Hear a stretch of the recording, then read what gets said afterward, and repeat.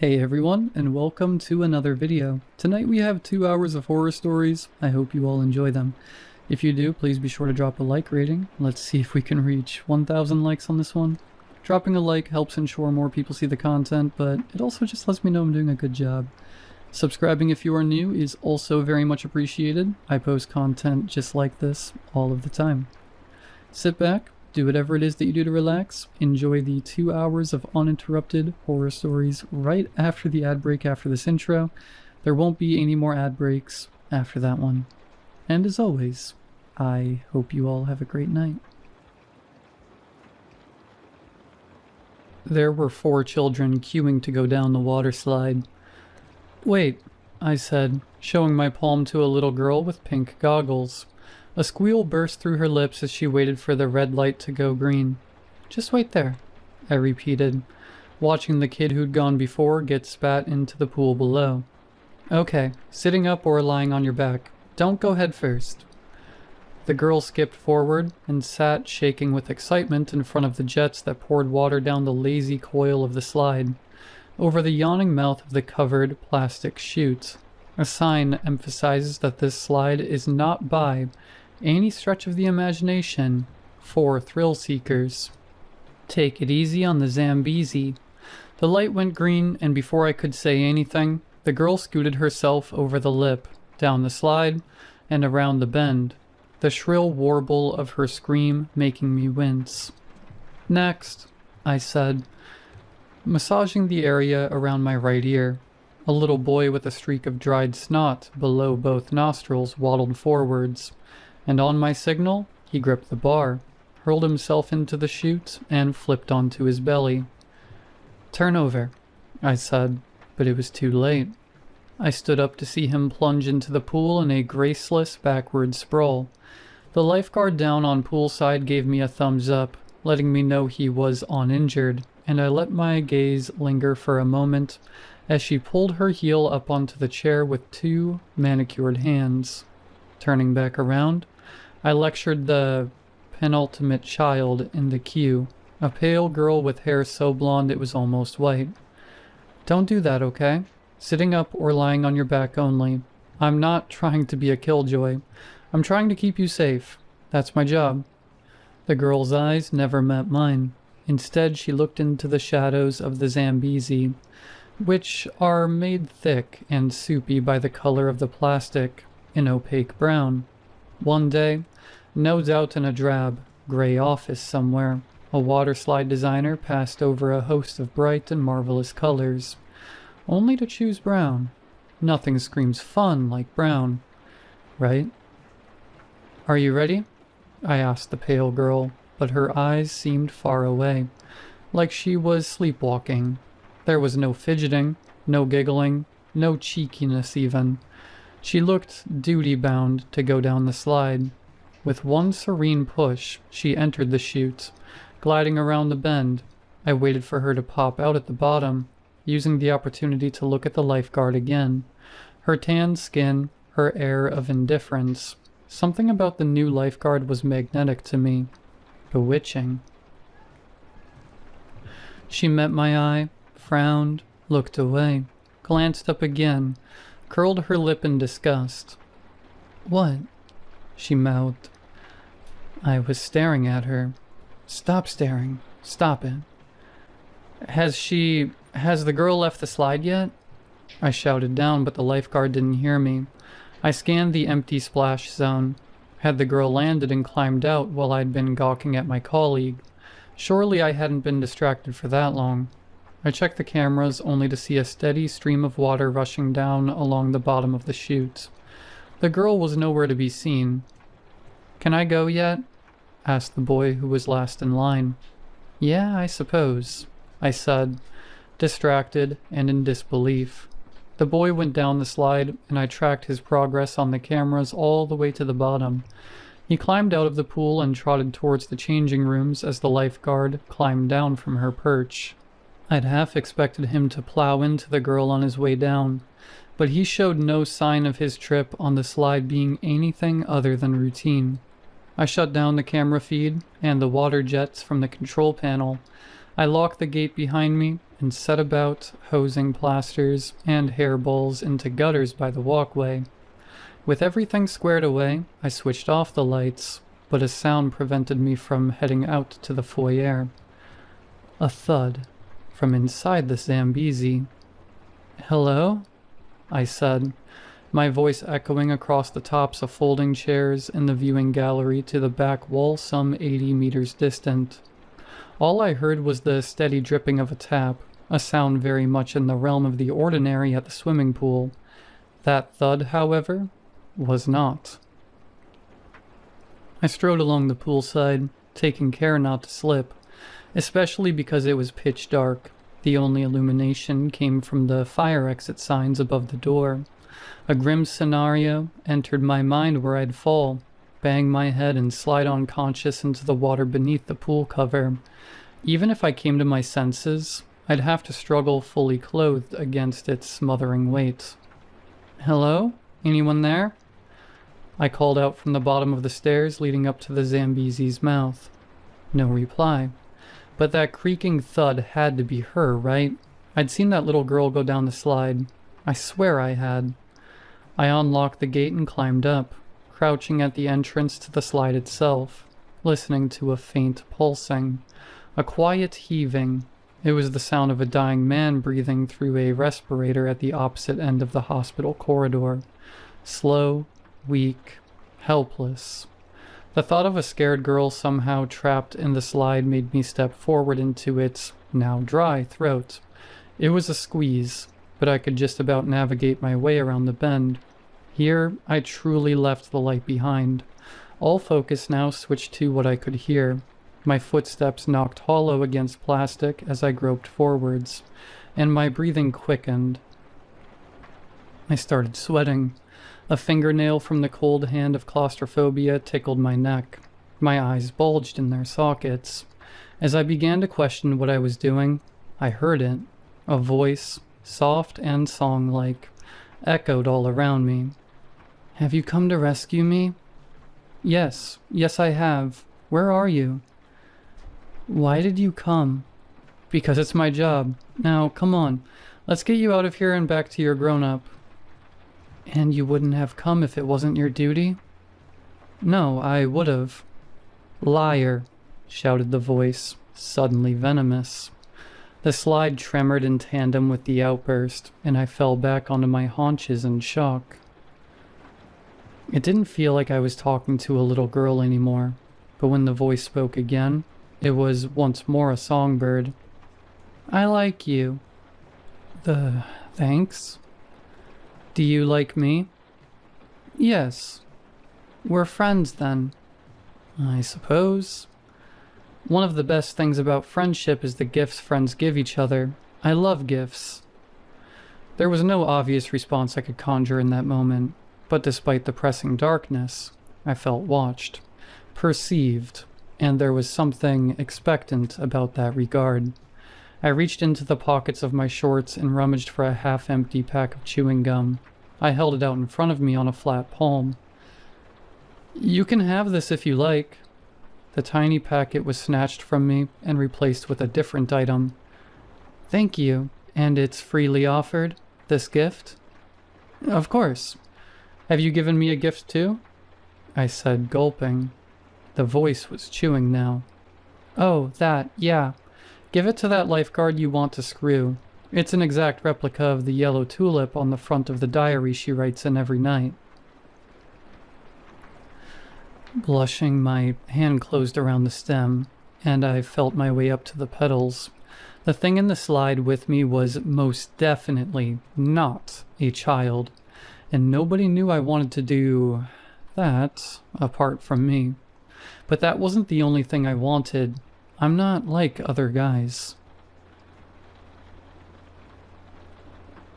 "You don't need to breathe like a hunted thing, friend. She's repulsed by you anyway."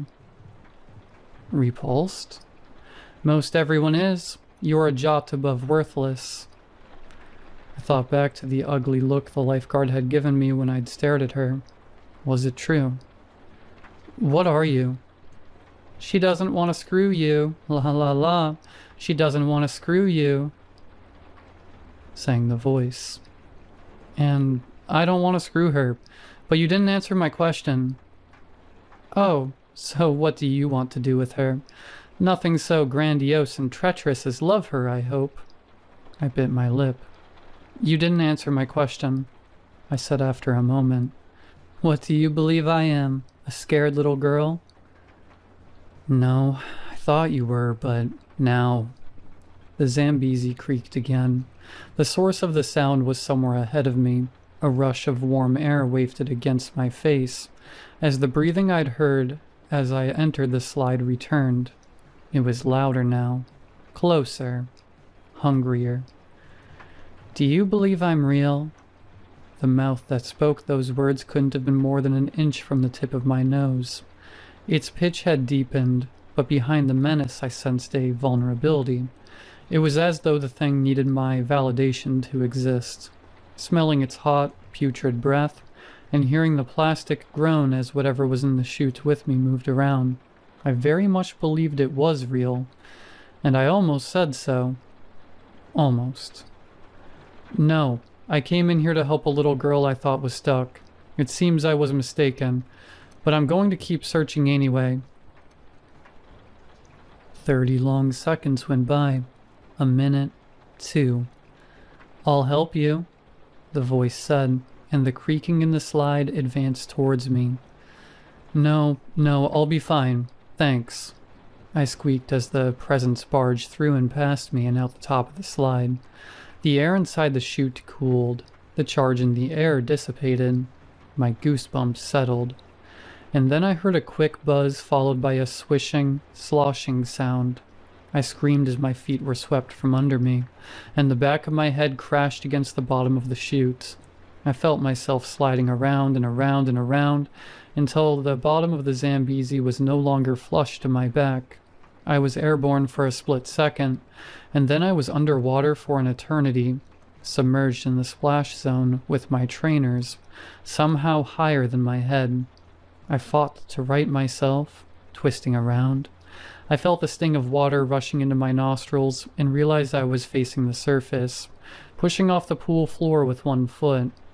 I opened my lungs to receive a full breath, but only managed to fill them with chlorinated water as the pool cover battled me back down. Underwater I retched, swallowed more water, and forced my eyes open in search of the side of the pool. If I could get there, I could pull myself out at the edge of the cover. But where was it? Splotches danced across my vision to the tune of a throbbing ring in my ears, growing in volume with every heartbeat. Time was running out. I couldn't see any walls, and was about to pick a direction blindly, before I realized what I could see, the dim outline of tiles beneath my feet. I swiveled in a frantic circle and spotted a tile, half cracked and half chipped, where countless children had planted their feet after the Zambezi ejected them. From here, I knew the wall was somewhere to my right. I darted for it and erupted through that small gap between the pool cover and the walkway, spluttering and dragging in what air I could. Panting and drenched, I hauled myself up and sprinted headlong out of there, not bothering to lock the doors to the center behind me. A rushed, yet wise decision, I think. It will give whatever is in there a chance to leave, if it hasn't already. With shaking hands, I went to dig my car keys out of my pockets and shrieked. Something was in my hand. I'd been unknowingly clutching it ever since the encounter in the slide. The tulip. I snapped the stem, threw it down on the gravel, scraped the sole of my shoe over the pedals, and flattened it with the wheels of my car as I drove away.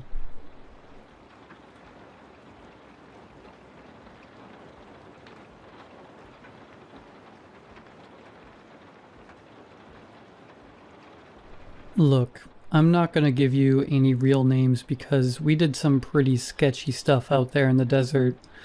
But you can call me Jay, and that's close enough for government work.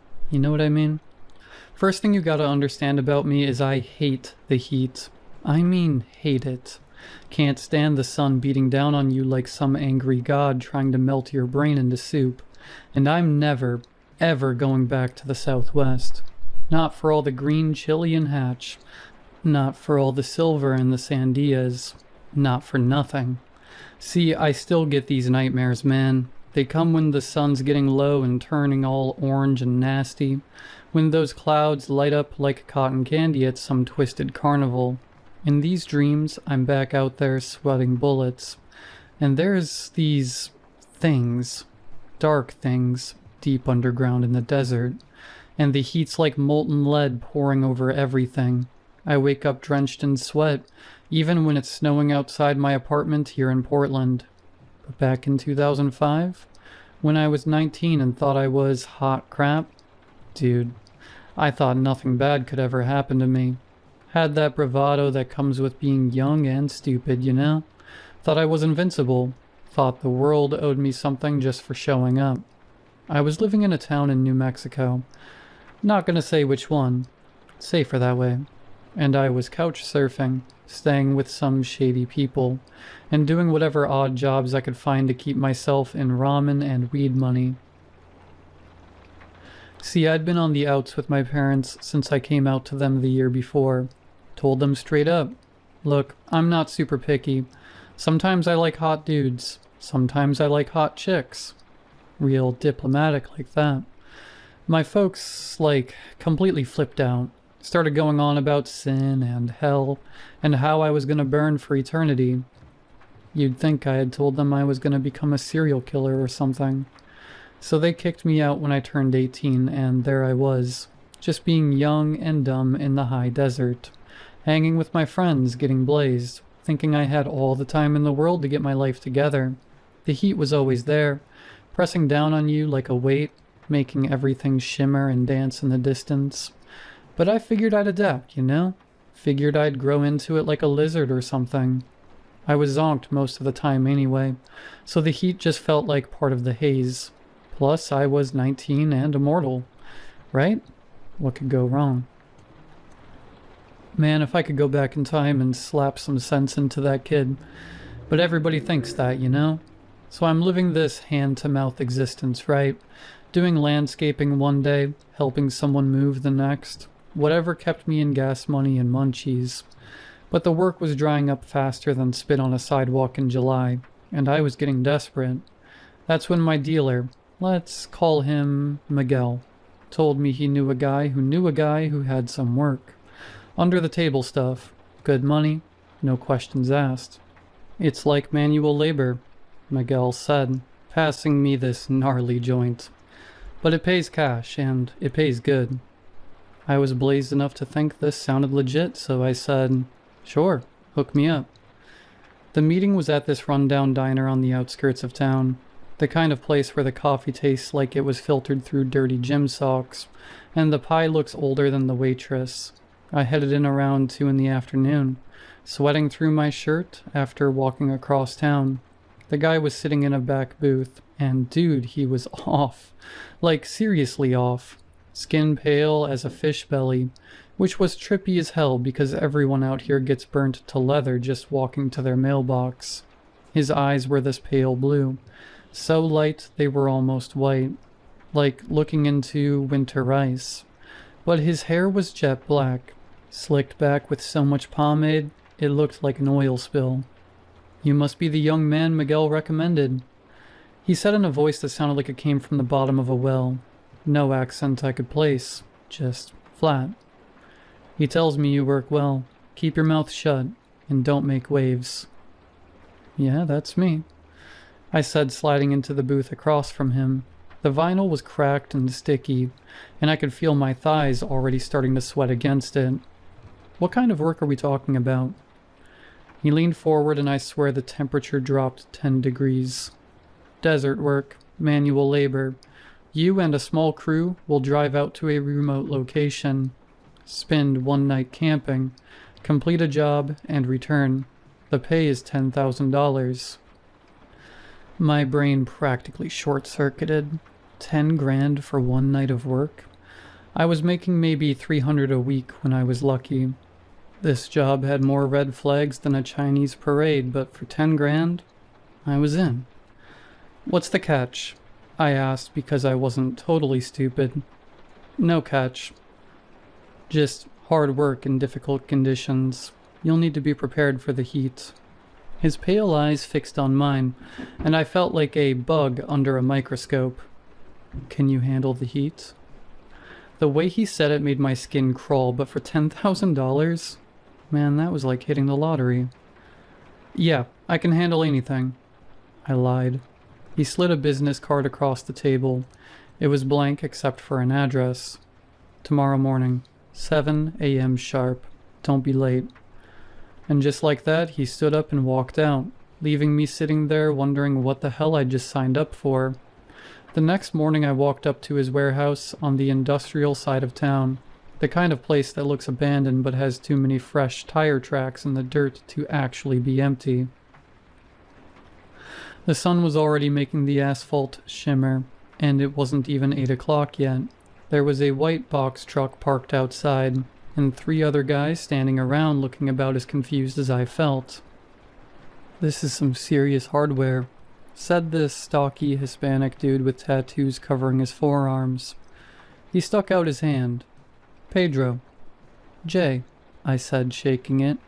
His grip was solid, calloused from real work. The other Hispanic guy introduced himself as Xavier, a quiet type with intelligent eyes that seemed to take in everything. Then there was Red, who had that weathered look of someone who'd spent his whole life under the desert sun. Native features, but I had no idea which tribe. And finally Kate, who I could tell right away was the Jeffa, the boss lady. Short, built like a fire hydrant, with arms that looked like she could bench press a Honda. Alright, listen up, Kate said, ticking off items on a clipboard. It's a 3-hour drive to the site. We're packing food, water, and camping gear because we're staying overnight. This is serious business, not some weekend camping trip. Anyone who can't handle that needs to walk away now. Nobody walked. Good, now load up. She started directing us to load the equipment into the back. Winch, sledge, coils of rope thick as my wrist, pulleys, camping gear, enough water jugs to fill a swimming pool. We riding in the back of the truck too? I asked. No, in the stretch limo we're renting. Of course in the truck. This isn't a pleasure cruise, she replied curtly. The drive was brutal, man. Kate drove while the rest of us sweated in the back like sardines in a can. No AC, just the tiny hatch from the front propped open. The hot air blowing through like a hairdryer set to hell. I kept chugging water and watching the landscape get more and more alien as we headed further from civilization. Every so often, Kate would pick up the CB radio and say something in code.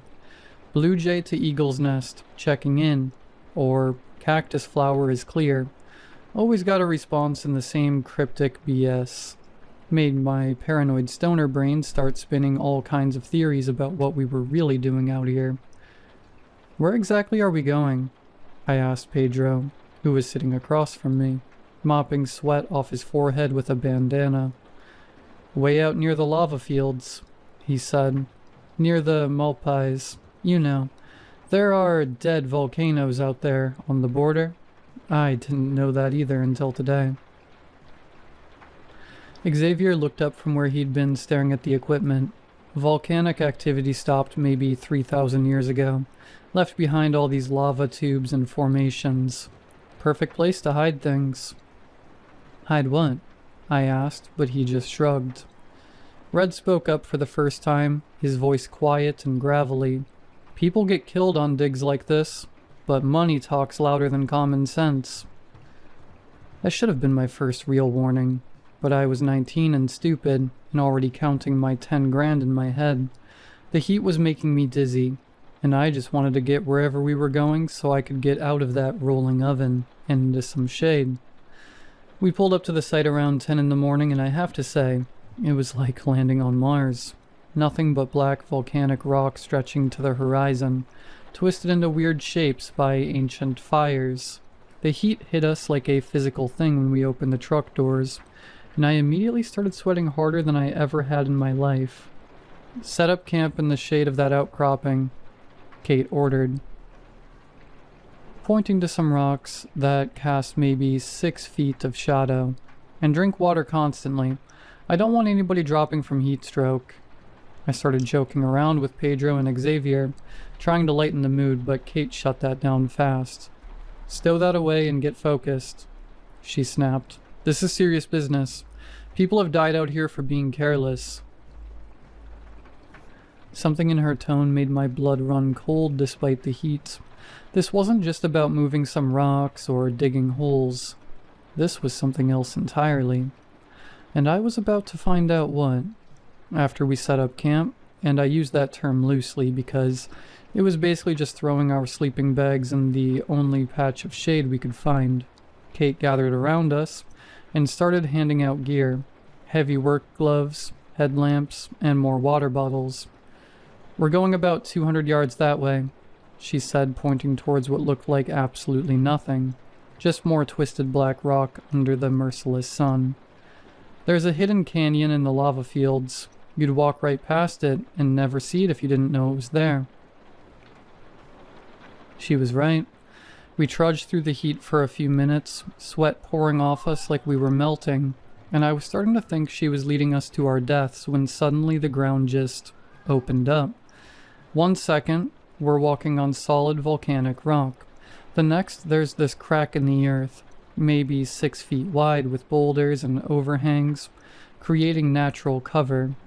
Whoa, Pedro muttered, peering down into the darkness. How the hell did anyone find this place? Kate went down first, then called up for us to follow. The canyon was maybe 30 feet deep, and the second I hit bottom, the temperature dropped at least 15 degrees. It was still hot as blazes, but compared to the surface, it felt like walking into air conditioning. This way, Kate said, leading us toward what looked like a crack in the canyon wall. As we got closer, I realized it was actually the mouth of a cave, a lava tube, probably formed when molten rock flowed through here thousands of years ago. Xavier was running his hands along the entrance. "This isn't natural," he said quietly. "Someone carved this wider. Look at the tool marks."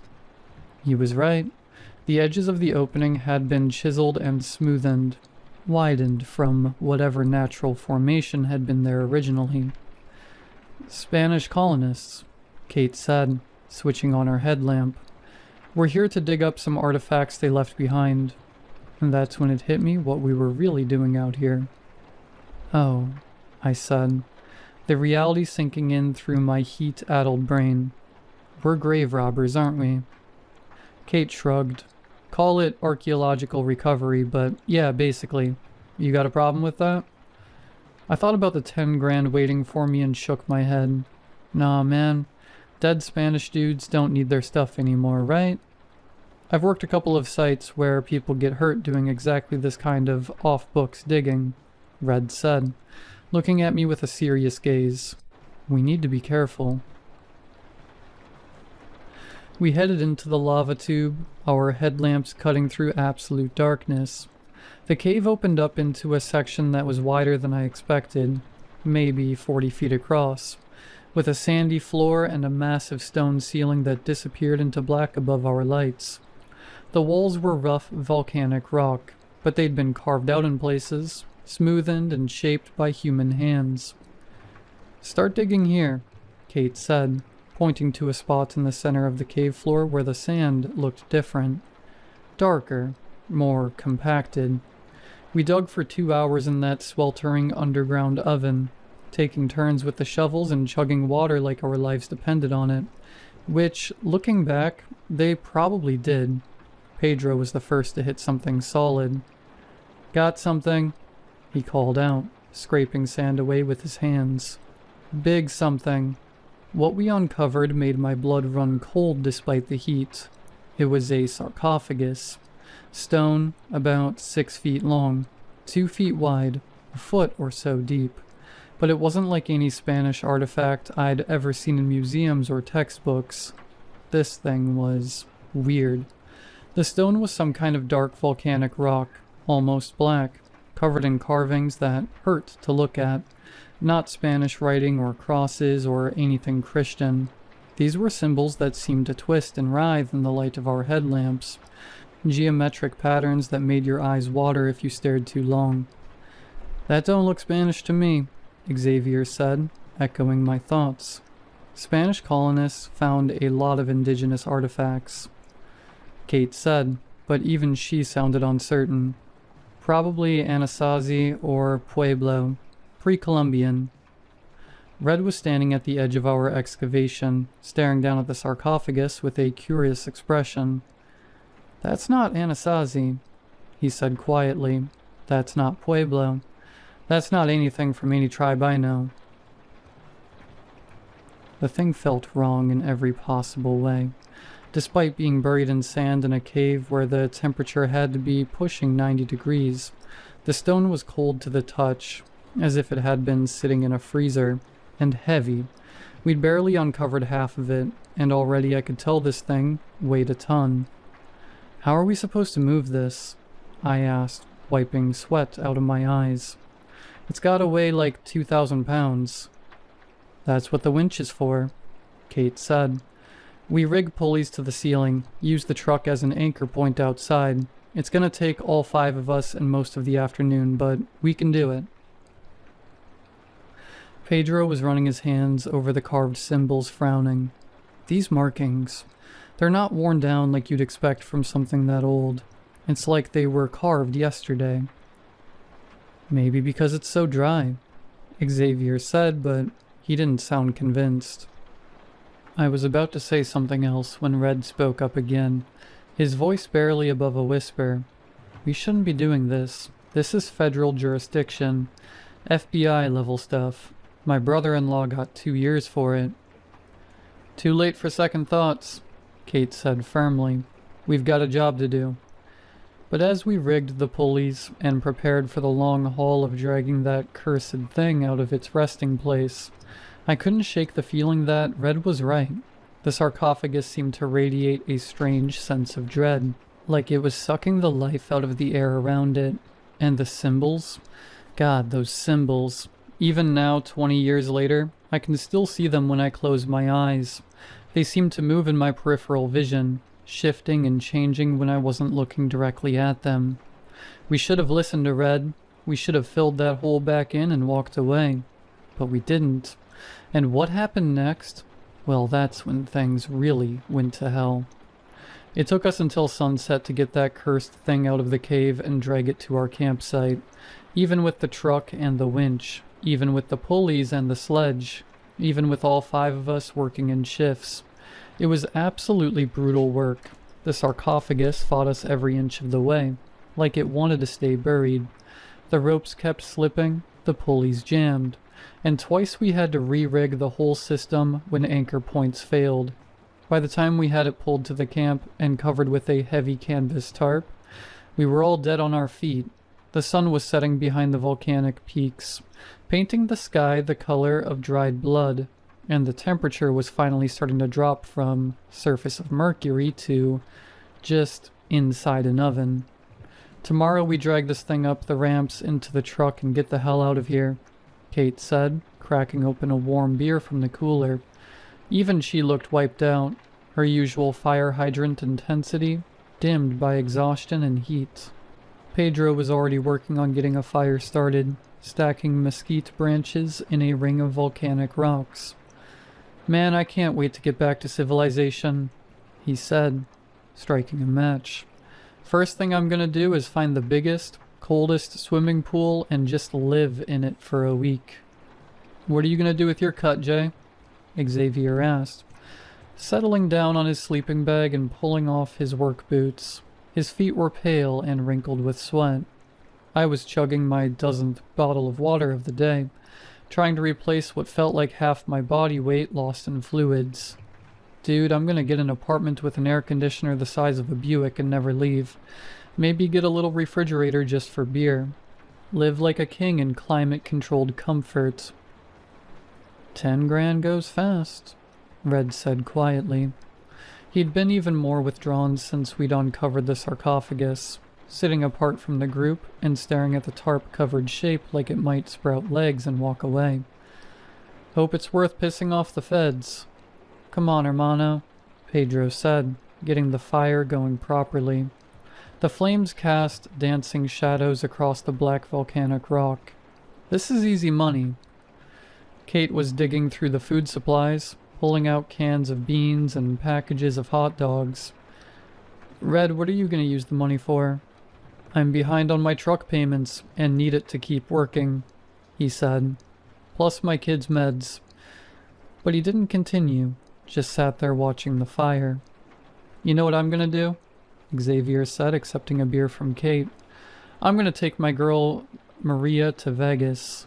Get a nice hotel room with a view. Eat at those fancy buffets. And maybe try my luck at the tables. She's been wanting to go forever. Vegas in summer? Pedro laughed, stabbing hot dogs with a stick to roast them over the fire. That's like trading one oven for another. Yeah, but Vegas has casinos with AC you could hang meat in, and pools, and room service. Xavier grinned. Besides, Maria looks good in a bikini. Even Kate cracked a smile at that. The mood was lighter as the sun went down and the oppressive heat finally started to ease up. The beans were bubbling in a pot over the fire, mixing with the smell of roasting hot dogs and mesquite smoke. After the brutal day we'd had, it felt almost normal. Like we were just a bunch of friends camping in the desert instead of grave robbers who just dug up something that made my skin crawl. What about you, Jeffa? I asked Kate. What's the boss lady gonna do with her cut? She was quiet for a moment, stirring the beans with a long-handled spoon. Pay off some debts, maybe take a real vacation somewhere with trees and actual grass. Haven't seen green in so long I'm starting to forget what it looks like. Where'd you grow up? Pedro asked, handing around the roasted hot dogs. Michigan, near the lakes. Used to swim in water so clear and cold, it'd shock your system. She got a distant look in her eyes.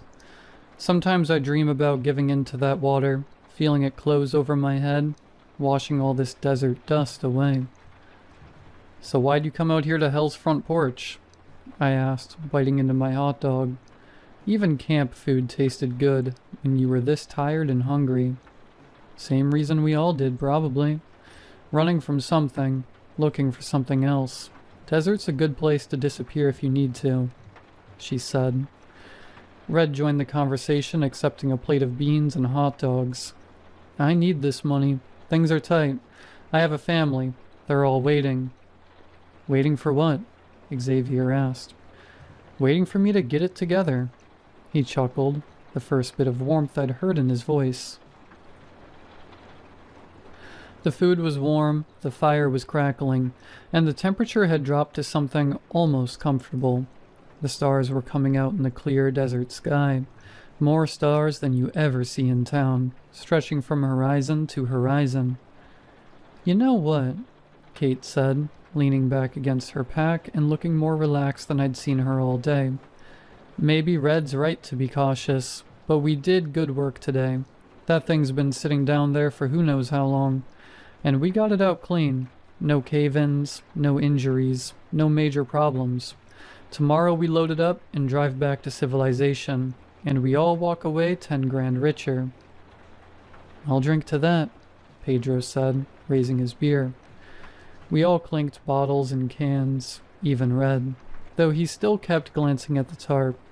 The fire popped and crackled, sending sparks up into the desert night, and for a while there, it felt like maybe everything was going to be okay. Maybe we'd actually pulled this off. Maybe Red was just being paranoid.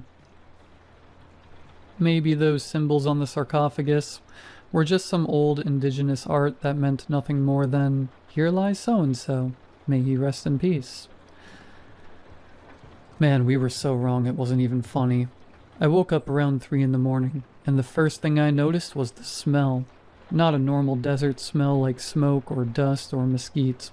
This was different, unnatural, like chemicals mixed with vomit. The second thing I noticed was the light.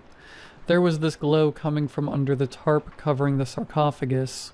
Not bright, just a dim pulse like a dying flashlight. But the color, man, I can't even describe it properly.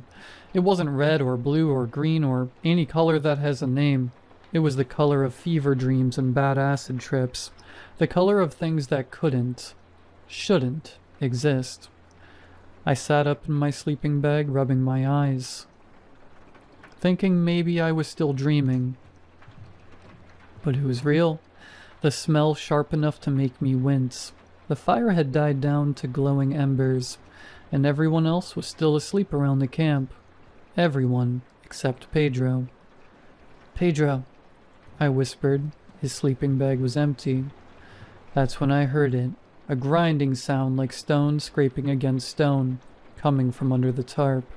Slow, deliberate, like something heavy being moved by something that didn't care about making noise. The glow under the tarp pulsed brighter, but the grinding got louder. I should have woken the others, should have grabbed Kate and shaken her awake, should have started yelling. Instead, I just sat there like an idiot, watching that impossible light seep through the canvas. Then the grinding stopped. The quiet that followed was worse than the noise. It was the kind of silence that presses against your eardrums, thick and heavy and full of waiting. Something moved in the darkness beyond our camp. Something big. "Pedro?" I called out louder this time. My voice cracked like I was 12 years old again. A scream answered me from somewhere out in the lava fields. High, terrified, and human. It started as Pedro's voice. I'd know that voice anywhere after spending all day working next to the guy. But it changed as it went on. Got higher. More animalistic. Like he was being torn apart while he made the sound. Then it cut off. The silence came back, and that awful smell, and that pulsing light under the tarp that hurt to look at. What the hell? Kate was sitting up now, reaching for the flashlight beside her sleeping bag. "Don't," I whispered, but she was already switching it on, sweeping the beam across our campsite.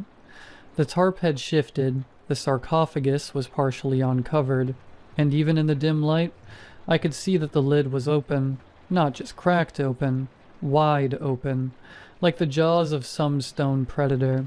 The symbols carved into the sides were glowing with that nameless color, pulsing in rhythm like a heartbeat.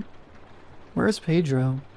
Xavier was awake now, too, his voice tight with fear. Another scream echoed from the darkness, further away this time, definitely human at first, then dissolving into something else, something wet and broken. Red was on his feet, grabbing his boots. "We need to go, right now." "Go where?" Kate demanded, but she was already moving, stuffing her sleeping bag into her pack. "What the hell's happening?" A shadow moved at the edge of our firelight, not the shadow of a person. Too tall, too wide, moving in ways that were hard to follow. "The truck," Red said urgently. "Get to the truck." But I couldn't move. I was staring at that open sarcophagus, at those glowing symbols, at the absolute darkness inside where something had been lying for God knows how long. The smell was getting worse, seeping into my pores, making my eyes burn, and I realized I was shaking uncontrollably. That's when I heard Xavier scream. He was trying to run toward the truck when something massive erupted from the shadows. 1 second he was there, the next he was airborne, thrashing and yelling as something huge dragged him into the dark. His screams echoed in the night, raw and getting fainter and more desperate until they turned into that same wet, animalistic bleating I'd heard from Pedro. "Run," Kate yelled. "Everyone run." Red was already moving, sprinting toward the truck. I tried to follow, but my legs felt like jelly, and the oppressive darkness was making it hard to think, hard to breathe. Behind me I could hear something large moving through the camp, displacing rocks, getting closer. I stumbled after Red, tripping over volcanic debris. He had maybe a 20-foot head start when the shadow caught him. I saw it happen in my peripheral vision. This massive dark shape flowing over the ground like a liquid nightmare. Red didn't even have time to scream before it wrapped around him and yanked him sideways into the darkness. There was a wet, tearing sound, like shredding meat. Then, nothing. That got me moving faster than I'd ever moved in my life. I reached the truck just as Kate came running up from the other direction, her face a mask of terror in the starlight. She had the keys. "Get it started," I gasped, throwing myself into the passenger seat. Her hands were shaking so badly that she dropped the keys twice before getting them in the ignition. The engine turned over on the third try, headlights cutting through the darkness. "Where are they?" she whispered. "Where is everybody?" I didn't answer. Couldn't answer, because I could see shapes moving in our headlight beams.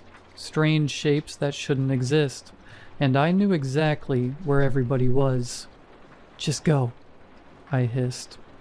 Kate put the truck in gear and started to drive, but we only made it about 50 yards before something slammed into the driver's side with enough force to tip us over. Then the truck slid, metal screaming against volcanic rock, before coming to rest on its side. My head cracked against the passenger window, and for a few seconds everything went sparkly and dark. When my vision cleared, Kate was hanging in her seatbelt, blood streaming from a gash on her forehead. The windshield was spiderwebbed with cracks, and something was moving outside. "Jay," she whispered. "Jay, help me get out of this belt." I tried to reach up, but my left arm wasn't working right. Probably broken. Through the cracked windshield, I could see massive shadows circling the truck, patient and deliberate. That's when the driver's side window exploded inward. Something dark and impossibly strong reached in from above through the broken glass and grabbed Kate by the shoulders. Her seatbelt snapped like tissue paper, and she started screaming as whatever had her began dragging her through the window frame, folding her like a lawn chair. "Jay," she screamed, her voice appearing in the truck's lights for just a second. Blood covered her features like a crimson mask, her eyes wide with absolute terror. "Help!" Then something jerked her back into the darkness, and the screaming started in earnest, high and desperate at first, then dissolving into those same inhuman sounds of abject terror and pain I'd heard from the others. The sounds of being torn apart by something that took its time. I lay there in the overturned truck, listening to Kate die, too broken and terrified to move. The headlights were still on, pointed at crazy angles, illuminating patches of volcanic rock and shadow, and in those shadows, something moved. Something big, something hungry, something that had been waiting in the dark for thousands of years. The screaming stopped. Everything went quiet except for the tick of cooling metal and my own panicked breathing. I waited there for what felt like hours, sure that any second something was going to reach through the broken windows and drag me out to join the others. But nothing happened. The shadows moved and shifted, but they kept their distance from the truck. Maybe it had had enough for one night, or maybe it was just savoring the fear, letting me marinate in terror before the final course. I don't know why it didn't take me, but as the hours passed and the sky started to lighten, the shadows began to fade. By the time the sun came up, painting the desert in shades of gold and red that reminded me too much of that impossible light under the tarp, I was alone, completely, utterly alone. It took what felt like forever to crawl out of the truck. My left arm was definitely broken, and I was pretty sure I had a concussion, but I could walk. Sort of. I grabbed a half-empty bottle of water and stood up. I must have been in shock when I started walking towards the road, leaving behind the overturned truck, the empty campsite, and that cursed sarcophagus with its lid hanging open like a stone mouth that had finally finished feeding. I walked for 2 hours in the desert heat before a state trooper found me, half dead from dehydration and babbling about monsters in the dark. They took me to the hospital, and for the better part of a day, a pair of grim-faced detectives asked me the same questions over and over, making it clear they thought I was either high, crazy, or a murderer. I told them we'd had an accident, vehicle rollover. The others had wandered off in the dark looking for help and never came back. Search and rescue found the truck but never found any bodies. They never found the box either. Or at least they didn't say. Then, just as they were getting ready to haul me to a county jail cell, he showed up. The pale man from the diner. He walked into my hospital room wearing a crisp black suit in defiance of the desert heat. He didn't say a word to me, instead pulling the lead detective into the hallway. I saw him quietly show the detective some kind of identification in a leather wallet. The cop, who had been ready to charge me with 4 homicides, just went pale himself and nodded. A minute later, the detective came back in, told me I was free to go, and that my story of a tragic camping accident had been corroborated. He couldn't get out of the room fast enough. The pale man stepped in as the cops left, his icy blue eyes fixing on me. He tossed a roll of cash on the bed. "500 for your time," he said, voice like gravel scraped from the bottom of a well. The job wasn't completed. Completed? I croaked, trying to sit up. They're dead. They're all dead. What the hell was in that box? He didn't blink. Risk was part of the deal. You thought 10 grand was for a camping trip? My mouth was dry, throat raw. What was it? Who are you? What is this? His expression darkened. Too many questions. He took a step toward the door. I've got a mess to clean up, he said, quieter now, almost to himself. And you don't want any of it landing on you. I stared at him. I was broken, confused, terrified. He paused, hand on the knob, and for the briefest second something like pity flickered across his face. Take the money. Leave town. Don't look back. Find somewhere to go, kid. Don't think too much. Then he was gone, leaving nothing but the antiseptic stink of the hospital and the weight of everything he didn't say. I used the money to buy a Greyhound ticket to Portland, as far from the desert as I could afford to get. I never got my 10 grand, but I got something else.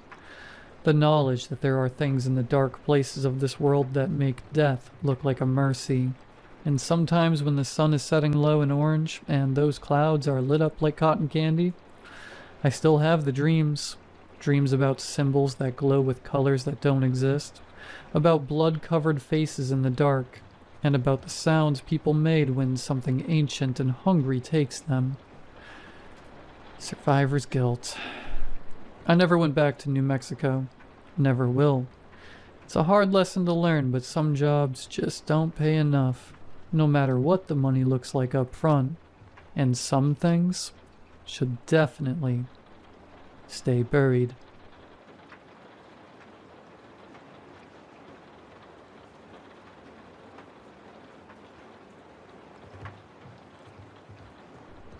I did a drug trial 3 months ago. I need to tell someone what happened.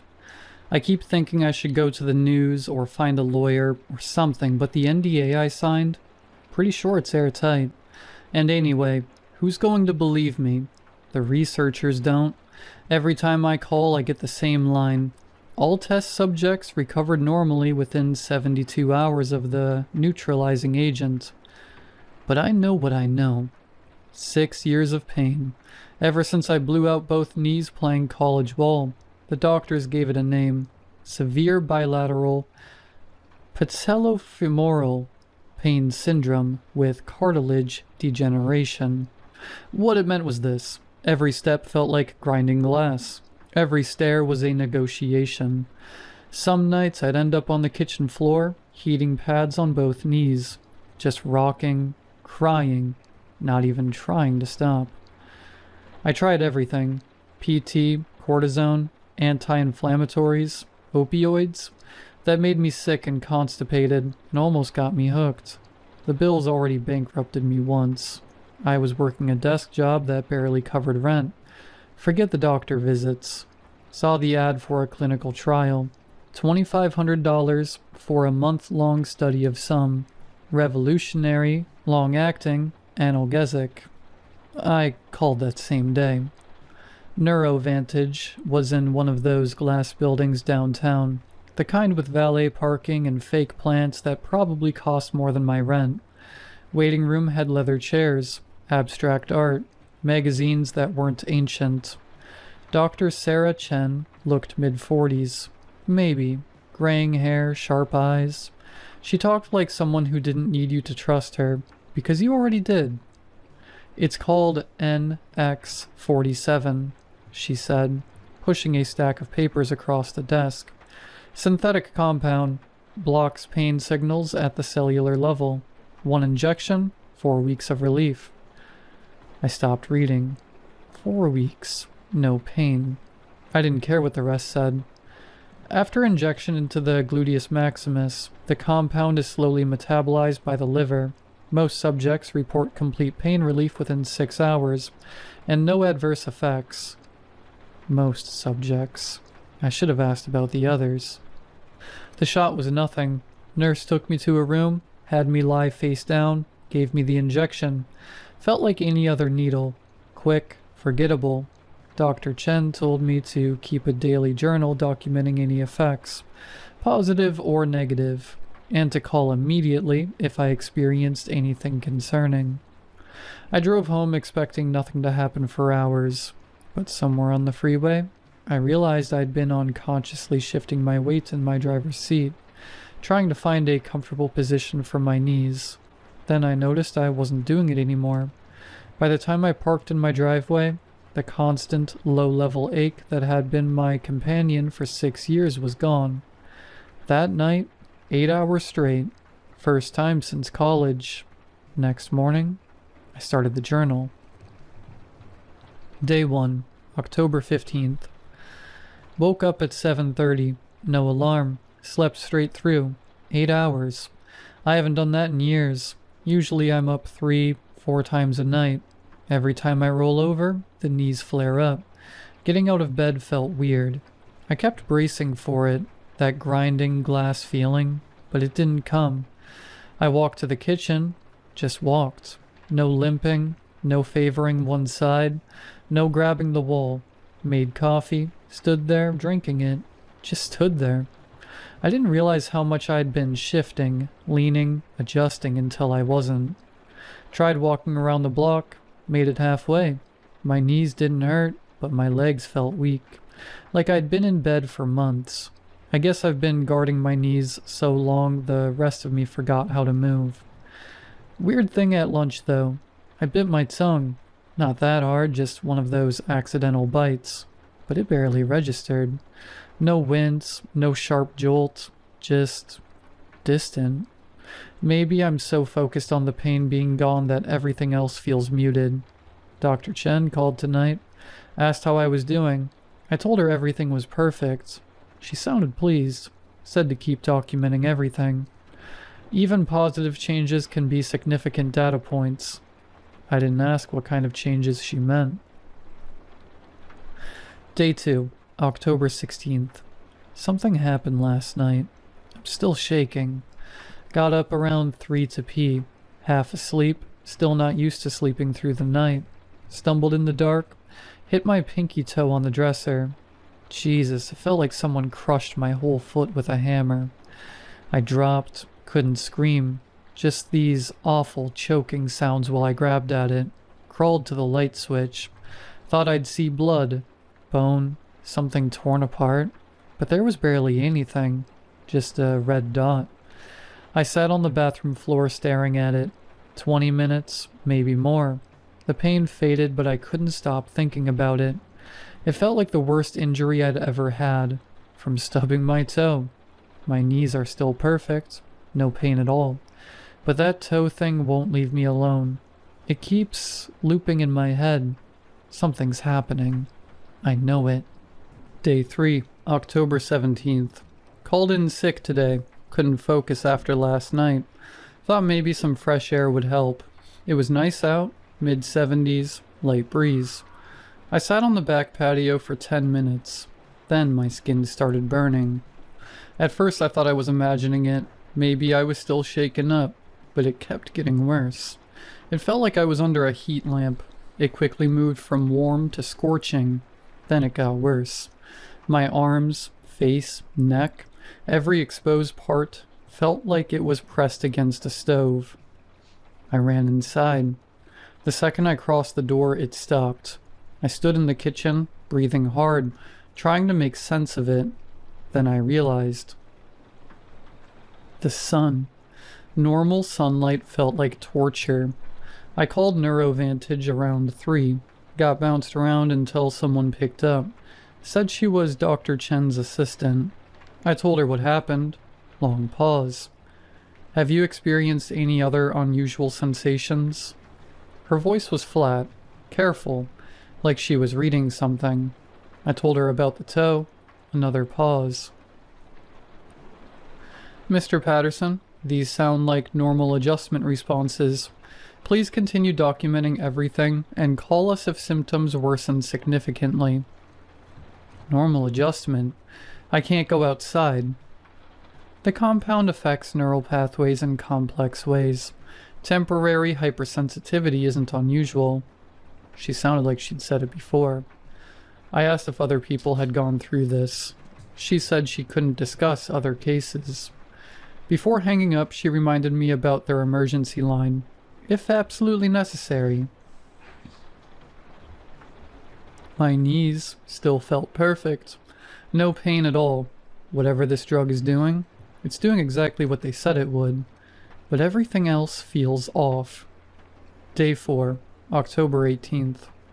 I'm writing this at 2:47 a.m. because I can't sleep and I need to get this down while it's still fresh. Temperature dropped tonight. Must have hit the low 50s because the heater kicked on around midnight. I was lying in bed when I heard the click of the thermostat, then the whoosh of air through the vents. The first breath of warm air hit my face and I thought I was going to die. It felt like opening an oven and sticking my head inside. The air from the vent, which is usually soft and warm, hit my skin like steam. I rolled off the bed and hit the floor gasping. My whole body felt like it was being scalded. I crawled to the hallway and shut off the thermostat. Then I lay on the bathroom tiles until the burning stopped. Took 15 minutes before I could think straight again. I checked my skin in the mirror. Nothing. No redness, no marks. Just normal skin. It felt like third-degree burns, but there was nothing. I'm sitting here now wearing 3 layers with the windows cracked open. The house is freezing, but I can't risk turning the heat back on. This isn't normal adjustment. Something's going wrong in my nervous system. The drug was supposed to block pain, but it's like it's amplifying everything else. A breeze feels like sandpaper. My sheets felt like steel wool when I tried to get back in bed. I keep thinking about the assistant's voice, the way she paused when I described it, like she was checking something, comparing symptoms to a list. I'm going to call the emergency line. I can't keep doing this. Day 5, October 19th. I'm back home. Called NeuroVantage at 4 in the morning. Got transferred 3 times before someone could schedule an emergency appointment. Dr. Chen was unavailable. They said Dr. Martinez could see me at 10. I was driving downtown when the hunger hit. Started as normal stomach rumbling. Within minutes it felt like my insides were being shredded. I pulled into a gas station, doubled over the steering wheel gasping. Thought maybe something ruptured. I stumbled into the store and grabbed the first thing I saw. Box of powdered donuts. Tore it open and started eating right there in the aisle. Clerk stared at me. I didn't care. I ate 4, fast, shoving them in until the pain stopped. He asked if I was okay. I mumbled something about low blood sugar and bought the rest of the box. Dr. Martinez was younger than Jen. Nervous. Kept asking about my pain tolerance baseline. Checked the tablet while I talked. When I told him about the heater incident, he nodded like he'd heard it before. We can administer a neutralizing compound, he said. It should counteract the NX-47 within 24 hours. The needle looked normal. Standard vaccine type. When it went in, I screamed. It felt like a red-hot poker. Pain shot up my arm and through my whole body. I started hyperventilating. Vision went black around the edges. Next thing I knew, I was on the floor. Dr. Martinez was kneeling beside me, asking if I could hear him. The effects seemed to be intensifying, he said to someone else in the room. We should document the timeline more carefully. I wanted to ask what he meant by that. Couldn't speak, just focused on breathing. It's been 6 hours since the shot. Still hypersensitive. The tags in my shirt feel like razor blades. My neighbor's dog barking makes my skin crawl. Please let this work. I can't live like this. Day 6, October 20th. The shot didn't work. Or, if it did, it's taking its sweet time about it. Everything is backwards now. Everything. Made hot chocolate this morning. First sip tasted like poison. Like licking a battery. Spit it out and dropped the mug. The mug hit my hand and broke on the floor. Should have hurt. It felt incredible. A wave of pure bliss shot up my arm. Better than any painkiller I've ever taken. Had to grab the counter to keep from falling over. The bruise is getting darker and it feels amazing every time I touch it. I can't eat. Everything tastes like ash. Water tastes like metal. But pain, oh God, pain feels like heaven. I have scratches on my arms. Don't remember making them. 3 lines on each side. They feel good. I keep catching myself trying to make more. Had to leave the kitchen because I kept staring at the broken pieces of the mug. This is sick. I know it's sick, but I can't stop thinking about it. Food is poison. Pain is pleasure. What did they do to me? Went to Neurovantage. Couldn't wait. It's the weekend and the building was locked, but I saw movement in the windows upstairs. Banged on the door until security came down. I need Dr. Chen now. She came down 20 minutes later. Tired eyes. Overworked. She wasn't surprised. She knew. Mr. Patterson, how are you feeling? Fix this, please. Whatever you did to me, fix it.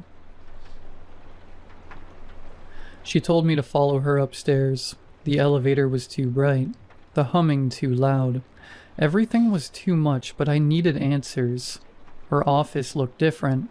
The abstract art on the walls seemed to move when I wasn't looking straight at it. She sat behind her desk and opened a file. Thicker than I remembered. The occasional hypersensitivity phase typically lasts only 2 to 6 hours, she said. Her eyes focused on the files. Then the neural pathways begin to reorganize. What does that mean? NX47 doesn't just block pain signals, Mr. Patterson. It alters how your nervous system processes sensory input. The initial effect is complete analgesia for the targeted pain source, but the compound continues working, remapping your entire pain response system. You knew this would happen. The inversion is temporary. In most cases, your system should return to baseline within 2 to 3 days. She closed the file. Some subjects experience profound neurological changes. The compound appears to reverse the polarity of pain and pleasure receptors in approximately 2% of test subjects. This should only last a few days. You should be able to manage. Should? Manage? I can't eat food. I can't go outside. I can't touch anything without wanting to scream or hurt myself. The cravings for self-harm are concerning, but they typically diminish as the neutralizing compound works through the system. You're talking about me like I'm a lab rat. She looked up. Mr. Patterson, you signed a comprehensive consent form acknowledging the experimental nature of NX47. All potential side effects were disclosed. Potential side effects? You buried this in 40 pages of medical jargon. The compensation was commensurate with the risk level. I wanted to hit something. The urge was so strong I had to grip the arms of the chair. How many people have you done this to? NX47 has shown remarkable success in eliminating chronic pain conditions. The preliminary trials have been very promising. How many, Dr. Chen? Patient confidentiality prevents me from discussing specific numbers. But there are others. Yes, there are others. What if I report this? What if I go to the FDA? Mr. Patterson, you voluntarily enrolled in an FDA-approved clinical trial. All procedures were conducted according to federal guidelines. Your signature is on every consent document. But you didn't tell me this would happen. We informed you that NX-47 was an experimental compound with unknown long-term effects.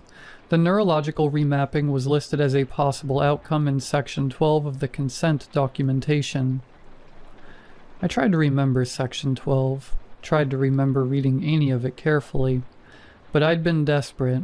All I saw was the promise of 4 weeks without knee pain. She stood up. Mr. Patterson, I understand you are distressed, but the compound has accomplished exactly what you hoped it would. Your chronic pain is gone. The side effects are manageable with proper support. The neutralizing agent will completely stop the side effects within the next few days. And unfortunately, the pain will return as well. I was escorted out, dejected, tired. Day 8, October 22nd. Something's happening to my perception. Colors look more intense, but also distorted. The red numbers on my alarm clock look like they're bleeding. The green light on the coffee maker pulses like a heartbeat. Sounds are unbearable. My neighbor's leaf blower sounds like a hurricane. The refrigerator hum makes my teeth ache. The mirror is the worst part. I look the same, but something's off. Like I'm seeing myself from a slight angle. Even when I'm standing straight. My eyes look darker, tired, different. I called Neurovantage to ask about visual disturbances. Same assistant answered, put me on hold for 5 minutes, came back and said, perceptual changes are within normal parameters for NX-47 subjects. Normal parameters. Everything is normal parameters with them. The scratches and bruises are healing. I miss them. I miss how they felt. I keep thinking about making new ones. That's not normal. That can't be normal parameters. Day 9, October 23rd. This morning I woke up and my nerve endings were growing outside my skin. I could see them, hair-thin silver wires coming out of every inch of me, spreading across the sheets like spider webs. They pulsed with each heartbeat. I could watch signals traveling through them, little flashes of light moving along the strands. The wires were connecting to everything. The lamp, the alarm clock, the heating vent. Every time something made noise or changed temperature, I felt it through the wires. When the furnace kicked on, pleasure flooded my system.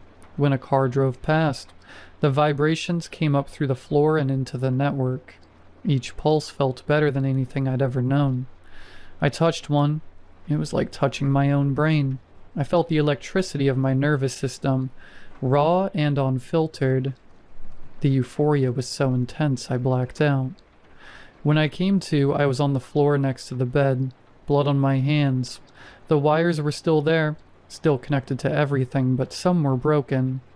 The broken end sparked. Each spark sent waves of ecstasy through me. I crawled to the bathroom and looked in the mirror. The wires were everywhere. Face, scalp, arms. They moved when I breathed. In the reflection I saw them spreading behind me, a silver web linking me to every surface. I knew it couldn't be real. Nerve endings don't grow outside the body. But I could feel every wire. I could trace their paths. When I brushed against the door frame, pleasure shot through the wires and dropped me to my knees. I called 911. The paramedics couldn't see the wires. They walked through them. Every time they touched one, I screamed. One kept saying, "Sir, there's nothing there," while the other prepared a sedative. But I could feel his radio. I could feel the engine of the ambulance. I could feel everything. They sedated me. The needle went in and I watched the drug move through one of the wires like dark fluid in a clear tube. It felt incredible. Better than the scratches. Better than the broken mug. Better than anything. Now I'm in the psychiatric ward. The doctors can't see the wires, but they're still there. They've spread further. They reach across the room to the medical equipment, the other patients, the electrical systems in the walls. I can feel everything the hospital feels. Every heartbeat from the monitors, every breath from the ventilators, every pulse from every machine. The nurse came in to check my IV. She walked through a cluster of wires and I had to bite my tongue to keep from moaning.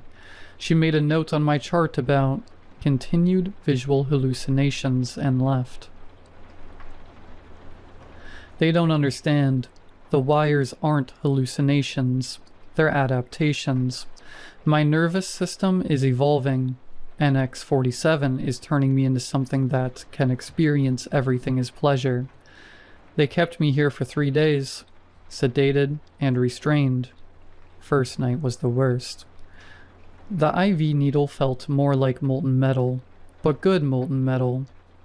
The dry sheets of the hospital bed felt like sandpaper and sent waves of pleasure over my skin. The heart monitor beeped steadily. Each beep felt like a tiny shock in my ears. I started timing my breathing to match the beeps, trying to make it stronger.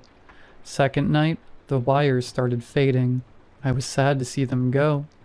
They ran every test, blood work, MRI, neurological exams. Dr. Rodriguez kept asking about drug use like I was some junkie. All the tests came back normal. Perfect. My knee cartilage looked better than it had in years. Sometimes the mind can play tricks when we're under stress, he said. Dr. Chen visited on the second day. She brought a man in a suit. Said Neurovantage would cover all hospital costs as a courtesy. Didn't mention the $2,500 from the study. I didn't ask. Money feels pointless when you can't tell if you're losing your mind. By the third day, things started changing back. The IV needle just felt like a needle. Food tasted like food again, and the pain came back. Slow at first, then stronger. My knees felt like they're grinding again. I should be relieved. Instead, I feel like I lost something. Like waking up from the best dream I've ever had. They discharged me this afternoon. Bottle of ibuprofen, pamphlet about stress management. Dr. Rodriguez shook my hand and wished me luck with my adjustment period. Got home and found 3 lawyers sitting in my driveway.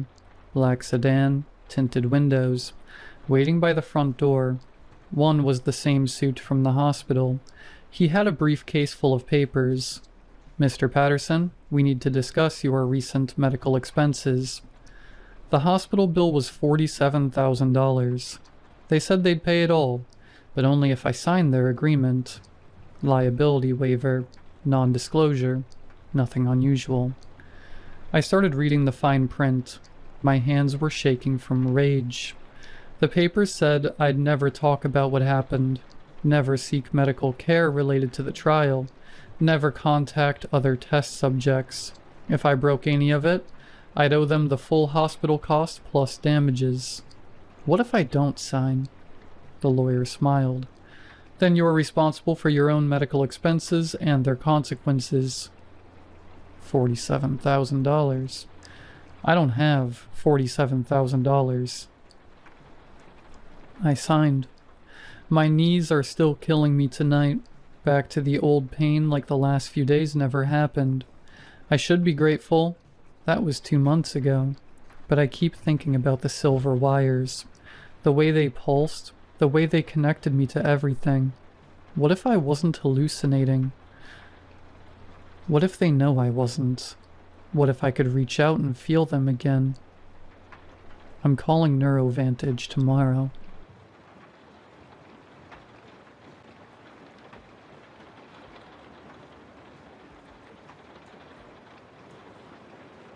I was 17 the summer we found the cave on my grandmother's property in eastern Kentucky. I have never told this story to anyone. Not my wife, not a therapist, nobody. Sealing the cave after Grandma Edith passed should have helped, but it did not. What Chester and I saw down there has never let go of me. I was what you'd call the nerdy kid back then. Thick glasses, skinny as a rail, the type who spent lunch periods in the library. Every summer, my parents shipped me off to Grandma Edith's farmhouse in the foothills of the Appalachians, figuring the mountain air would be good for me. The house was everything a city kid like me thought was cool about the country. High ceilings, creaky wooden floors, wraparound porches, and dense forest in every direction. The nearest neighbor was Chester's family, and their place was nearly a mile down the dirt road. Past that, nothing but trees and hollers until you reached the county highway. Chester was a year younger than me, and he was everything I wasn't. He could fix engines, hunt, fish, and navigate the woods like he'd been born to it. Where I was pale and awkward, Chester was sun-darkened and confident. Where I worried about everything, Chester just did things. We'd become friends the summer before, mostly because we were the only kids for miles, and boredom breaks down barriers. He taught me to shoot his BB gun and which berries were safe to eat. I helped him with his summer reading and showed him how to use family's ancient computer. "John, you worry too much," he'd say when I hesitated at creek crossings or complained about spider webs. "It's just the woods. Ain't nothing out here gonna hurt you." I wanted to believe him. Chester made the forest feel like his backyard, and his confidence was infectious. Around him, I felt braver than I actually was. That summer, we were both restless in the way teenagers get when the days are long and the possibilities seem endless. We'd already built a rope swing over the creek, explored every deer trail, even tried to build a treehouse that collapsed before we got the roof on. We needed something new, something bigger. We just had no idea what we were about to find. We found it in the third week of July, during a brutal heat wave that made the air shimmer and even drove the birds into shade. Chester and I were wandering the property, desperate for something to break the monotony. "Man, there's got to be something we ain't explored yet," Chester said, wiping sweat from his forehead. We were on the ridge of the back of Grandma's land, where the trees were thick and the underbrush hadn't been touched in decades. "Maybe the creek again," I suggested, though we'd been there twice already that week. "Nah, that's boring. We need something new." Chester stopped and pointed. "What's that?" I squinted. Through the foliage, I saw a darker shadow, something that didn't fit the natural pattern of trunks and branches. I squinted where he was pointing. Through the dense foliage, I could make out what looked like a darker shadow among the trees, something that didn't quite fit the natural pattern of trunks and branches. We shoved through brush, scratched by thorns and wrapped in spider webs. Chester led the way, while I followed and complained about the bugs. "Quit whining," he called. "You want to find something cool or not?" In the hillside, we found a depression about 15 feet across, and at its center the mouth of the cave, half covered by rusted iron grates.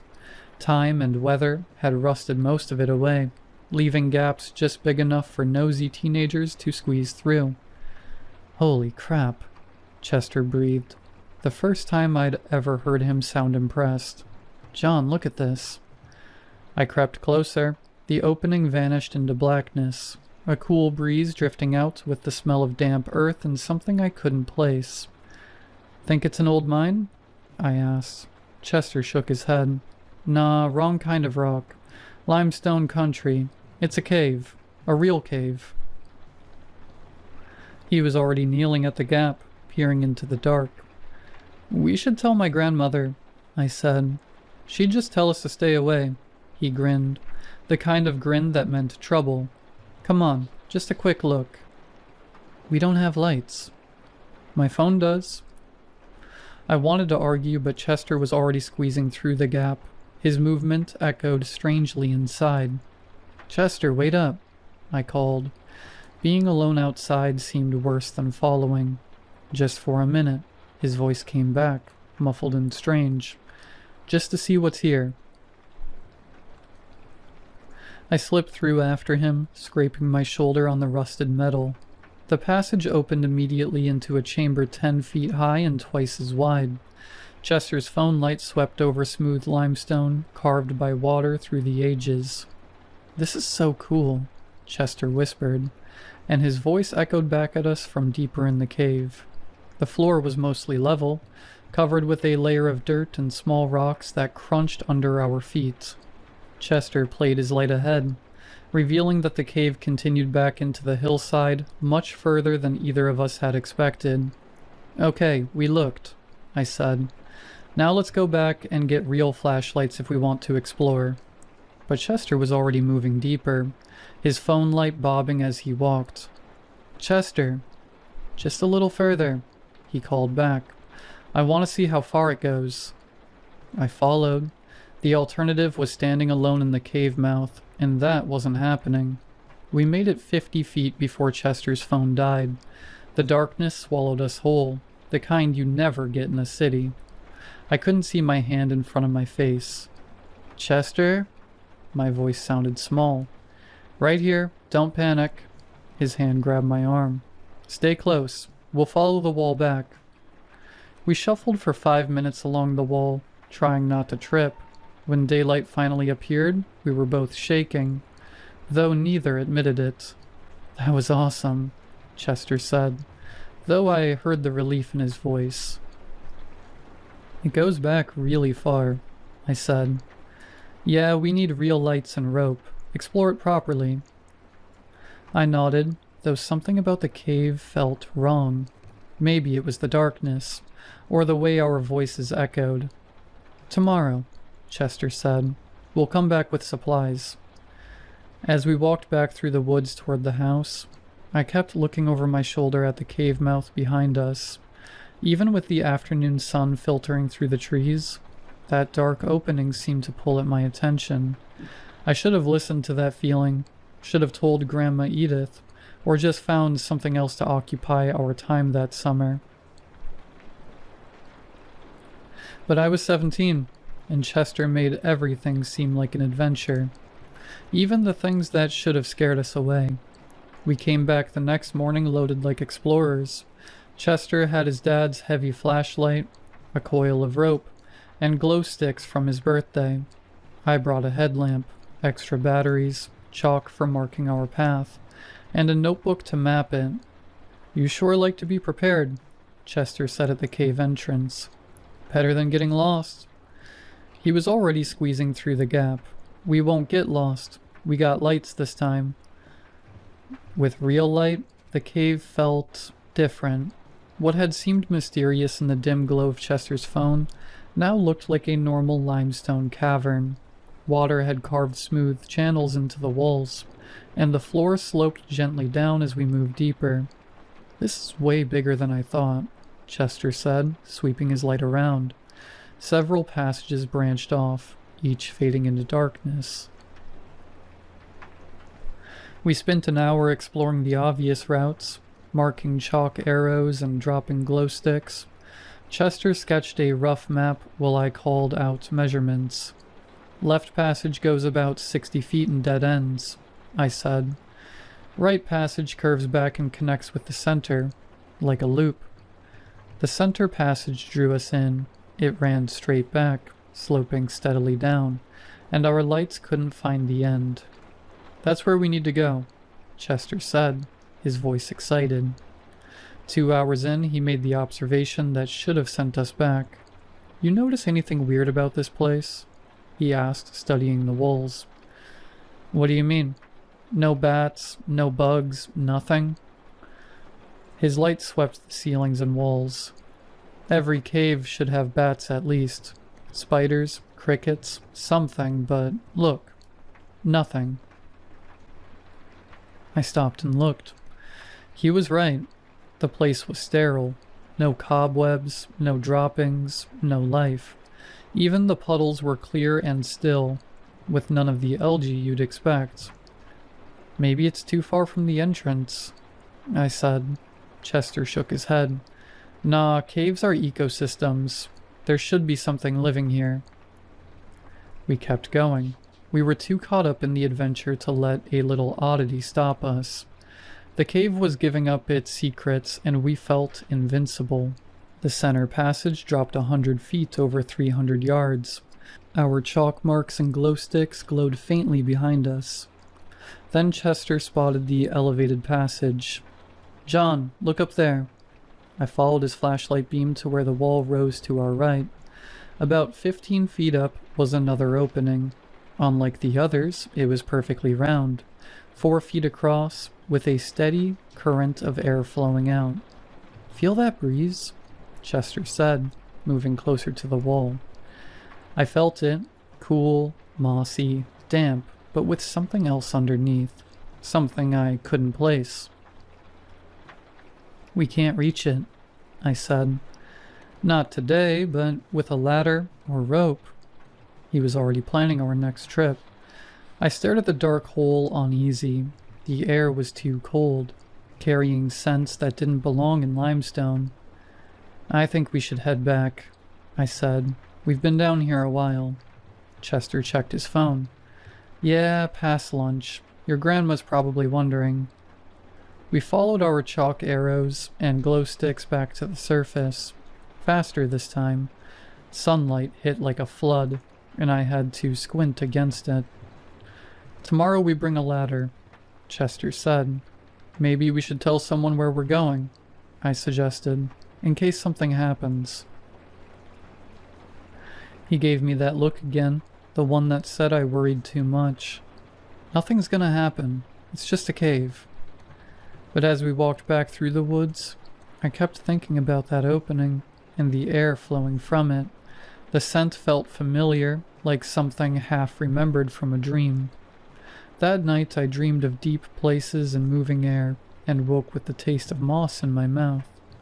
Chester showed up the next morning with his dad's aluminum stepladder strapped to the four-wheeler, grinning like he had solved everything. "Borrowed it while Dad was at work," he said, wrestling it off. "He won't miss it for a few hours." The ladder was heavier than it looked, and hauling it through the woods was an expedition in itself. We stopped every 50 yards to rest and untangle it from branches. By the time we reached the cave, we were both sweating.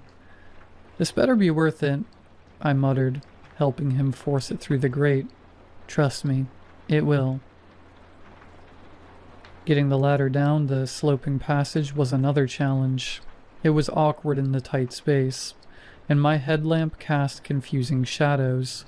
But Chester was determined, and we finally got it against the wall. "Hold it steady," he said, climbing. I braced it while his light swept the opening above. At the top he went quiet. "What do you see?" I called. "It goes back a long way," he said, muffled.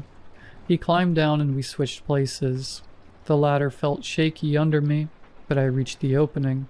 His flashlight had shown the tunnel stretching back, but what struck me was the sound. Water. Dripping. Echoing as if from a much larger space. "You hear that?" I called. "Yeah, sounds like water. A lot of it." I climbed down and we stared at each other in the glow of our lights. "Underground river?" I said. "Or a lake. Only one way to find out." The elevated passage was more open than I expected. We could walk upright, the walls smooth limestone worn by water. The smell grew stronger as we moved, and the air felt thicker, carrying scents that reminded me of things long dead. After 200 feet, the passage opened. I have spent years trying to find words for what we saw, and I still cannot do it justice. The cavern was vast, the size of a cathedral, with walls fading into darkness. In the center was a lake. The water was black and still, like a mirror reflecting nothing. Our lights reached only a few inches, and when Chester tossed in a pebble, the ripples died too quickly, as if the water swallowed them. "Jesus," Chester breathed, his voice echoing from the ceiling above. I swept my headlamp around the edges. The far shore was almost beyond reach, maybe 50 feet away. "How deep do you think it is?" Chester asked. "I don't know. Deep." He was already digging in his pack. "Let's find out." He cracked a glow stick tied it to a rock with a rubber band, and tossed it in. The green light sank, and sank, and sank. It never reached bottom. The glow vanished into distance until the surface was black again, showing no trace of what we had dropped. "That's not possible," Chester said, his confidence gone. I stepped back from the edge. The lake felt alien, the air too still, the silence too complete. Even our voices seemed muffled, as if the water absorbed them. "We should go back," I said. But Chester was staring at the far shore, his light barely catching shapes in the dark. "There's something over there," he said, "on the other side." I looked. In the faint circle of light, I saw what must have been structures on the rock, regular shapes that did not look natural. "Chester, let's go back and think about this." "We need a boat," he said, ignoring me. "An inflatable raft. We could paddle over." The thought of being on that water clenched my stomach. "That's crazy. We don't even know how deep it is. What if we fall in?" "We won't. I'm a good swimmer." "In a lake that might not have a bottom?" He looked at me then, really looked, and I saw he felt it too. The sense we had found something that should not exist. But Chester never backed down from anything. "Tomorrow," he said, "we'll think tonight and come back with a plan." As we left through the passage and down the ladder, I kept looking back. The darkness seemed deeper than it should, and I felt something in that water watching. That night, I could not shake the image of the glow stick sinking into endless depths. In my dreams, I sank with it into darkness so complete I could not tell if my eyes were open or closed. Chester showed up the next afternoon with a small inflatable raft strapped to his four-wheeler, the kind meant for lazy rivers. He also had life jackets, waterproof flashlights, and a hand pump. "Where'd you get this?" I asked, though I already knew.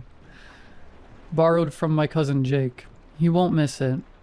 I eyed the raft. It was 6 feet long, built for calm water, not underground lakes. "Chester, I don't think that's going to work." "It'll be fine. It's rated for 2 people. We're light." Despite my doubts, I helped him haul it into the cave. His enthusiasm was hard to resist, and I was curious about the far shore, but the image of that glow stick sinking into black water never left my mind. Launching took longer than we expected. The rocky shore wasn't ideal, and we had to clear stones for a spot. The whole time I was aware of the water beside us, still as obsidian, and reflecting our lights. "You sure about this?" I asked. "It's just water. Worst case, we get wet." But it wasn't just water, and we both knew it. The lake felt wrong. No lapping at the shore, no movement at all. Even when disturbed, the ripples died too fast, as if the water was heavier than it looked. Chester climbed in first with a flashlight. The raft barely dented the surface, as if it floated on something solid. "Come on," he said, steadying it. I climbed in reluctantly, paddle in hand. The moment we pushed off, I felt the lake take hold of us. It wasn't like floating, more like being suspended over an abyss. "Paddle," Chester said, shining his light ahead. The rowing was strange. The water gave almost no resistance. Yet the raft crawled forward, slower than it should have. It was like paddling through oil, though the water looked and felt normal when I touched it. "This is taking forever," Chester muttered, after what felt like 20 minutes. I looked back and my stomach dropped. The rocky ledge was much further away than it should have been, barely visible in our glow. Ahead of us, the far shore seemed no closer than when we'd started. "Chester, something's not right about this." "Just keep paddling. We're almost there." But we weren't. The harder we paddled, the less progress we made. The far shore stayed distant, while the shore behind us kept receding, as if the lake stretched itself, bending distance in ways that defied sense. Then Chester's light touched the far side, and we both went quiet. "What the hell is that?" he whispered. "I don't know, but I don't like it." The structure was 30 feet across, ringed with strange stone pillars. The rock was darker than limestone, smooth and almost metallic. Carved channels ran towards the water, and in the center stood something like an altar, though it was built for no human shape I could imagine. "We need to get closer," Chester said, but without his usual confidence. "No, we need to go back. Now." I turned the raft, but he grabbed my arm. "Wait, look at the water." I followed his gaze. The water glowed faintly as if light rose from something far below. The glow was subtle but unmistakable. The surface shifted, a slow bulge rising as though some unseen current was pushing up from the depths. "There's something down there," Chester said. "Something big." Then our gear failed. Chester's flashlight flickered and died. My headlamp dimmed despite fresh batteries. Even my watch froze at 3:47. "Chester, we're leaving now," I said, cracking a glow stick. He didn't argue. We paddled hard toward what we thought was shore, but the darkness pressed in and our failing lights showed almost nothing beyond our raft. Then we heard it, a sound from beneath us, deep and resonant, like rock and metal groaning under pressure. It rose from the depths and vibrated through the water and into our bones. Ripples spread across the surface and faded too quickly. The raft shuddered. "Paddle faster," Chester said, and for the first time I heard fear in his voice. The sound came again closer. The water around us began to glow, the light moving upward as if something vast was rising. We paddled in silence, our failing lights barely cutting the dark. The shore seemed impossibly far, and with every stroke I was sure we would not make it. But somehow we did. The raft scraped the rocks just as my headlamp died. We dragged it out and collapsed on the cavern floor, shaking in the shine of our last glow stick. "We can't tell anyone," Chester said finally. "They'd think we were crazy." I nodded, though part of me wondered if we were. The whole thing felt like a nightmare. As we packed up, I made the mistake of looking back. The water was still again, but I was certain something in that blackness was looking at us. For 3 days I avoided the cave. I stayed close to the house, helped Grandma with chores, even started reading one of her old romance novels just to keep busy. But Chester would not let it go. He showed up with a restless energy I had never seen. "You can't just pretend it didn't happen," he said one Thursday morning on the porch. "We found something incredible." "We found something dangerous," I said. "Our lights failed, Chester. All of them. At the same time. So we bring backups. More batteries. Better lights." I looked at him and realized what I had mistaken for confidence was obsession. He could not sit still. Dark circles under his eyes showed he was not sleeping. "I need to go back," he said, leaning forward. "Don't you want to know what it was?" "No, I don't." Chester stood and paced to the edge of the porch. "Fine, then I'll go alone." "You can't." "Watch me." I felt trapped between two choices. Let Chester go alone, or return to something I wanted to forget. The thought of him down there by himself was worse than my fear. "If I go with you," I said, "we go at dawn. We bring extra everything, and at the first sign of trouble, we leave. No arguments." Chester grinned, hollow. "Deal." That afternoon we gathered supplies. Chester had found a larger raft, more stable than the first, borrowed from my sister's boyfriend. We packed flashlights, batteries, glow sticks, rope, even a first aid kit. Looking back, it was an expedition, not an adventure. "One more thing," Chester said as we loaded the four-wheeler. "I want to actually reach the far shore this time. Get a closer look."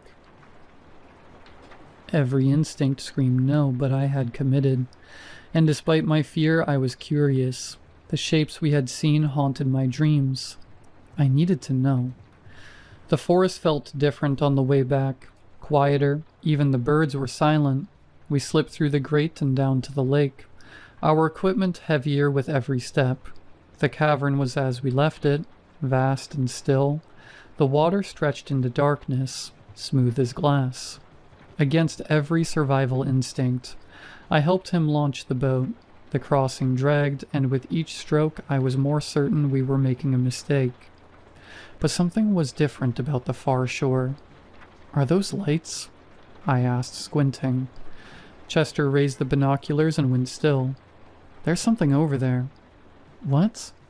"On the far shore. I see movement, and you're right, there are lights. Not flashlights, something else. Something that glows." I snatched the binoculars. In the distance, a faint blue-green glow flickered, like the bioluminescence in the water. "Chester, we're turning around right now," I said, handing them back. My voice was a hoarse whisper. He looked through them again and gasped. Chester had gone completely silent. His mouth moved, but no words came at first. Then, in a whisper that grew louder, he began repeating, "It comes out of the water. It goes into the water. It comes out of the water. It goes into the water." I shook him, but he wouldn't stop. His eyes were fixed on the far shore, wide and shining, as though he was watching something emerge that I couldn't yet see. That's when the water around us began to glow. The luminescence rose from the depths like we'd seen before, but this time it was brighter, more intense, and in that glowing light, I could see the true scale of what lay beneath the water. It wasn't a lake at all. It wasn't a lake. It went down forever. An eye, a well, a portal, an abyss eternal and bottomless, vast and deep. Alien light, forever and ever. I screamed. I know I screamed because my throat was raw afterward, but I couldn't hear the sound over the roar of blood in my ears. Chester was screaming too, or maybe laughing. I couldn't tell which. The eye blinked. The entire cavern shuddered as something the size of a mountain moved beneath us. Water that wasn't water displaced around us, and our tiny raft was suddenly riding waves that shouldn't exist in an underground space. This shook Chester out of his fugue. We both dug our paddles into the glowing surface, fighting against currents that felt more like muscle contractions than water flow. As we stumbled out of the boat onto the shore, I made the mistake of looking back. The eye was there, staring up at us through bottomless layers of water that should have blocked any light, and in that ancient gaze, I saw recognition. It saw us. It saw into us and through us. Something in Chester's mind shattered. I could see it in his eyes. I grabbed him and dragged him down the tunnel.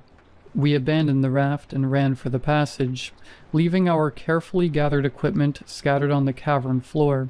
Up through the elevated passage, down the ladder we didn't even bother to retrieve, through the cave system toward the blessed light of day. We burst from the cave into afternoon sunlight that felt impossibly bright and clean. Chester collapsed immediately, retching onto the forest floor. I managed to stay upright long enough to drag him away from the cave entrance before my own legs gave out. Chester was never the same after that day. His laugh, the easy confidence that used to pull me along into trouble, all of it vanished. He hardly spoke, and when he did, it was whispers about water and eyes that never stopped watching. Before the summer was over, his parents sent him away to a hospital in the big city. Some place special, they said. Though they never used the word I knew they meant. I never saw him again. At first I thought he'd come back the next summer, and we'd pick up where we left off like nothing had happened. But his absence became permanent. A hollow space I couldn't fill. I carried the weight of it alone, pretending normal life was still possible, while the memory pressed against me like the dark water under the hills. That was 10 years ago. I've been in therapy on and off ever since, cycling through doctors who nod sympathetically when I tell them about recurring nightmares of black water and watching eyes. They prescribe medications for anxiety and sleep disorders, but nothing stops the dreams completely. Chester wasn't as lucky.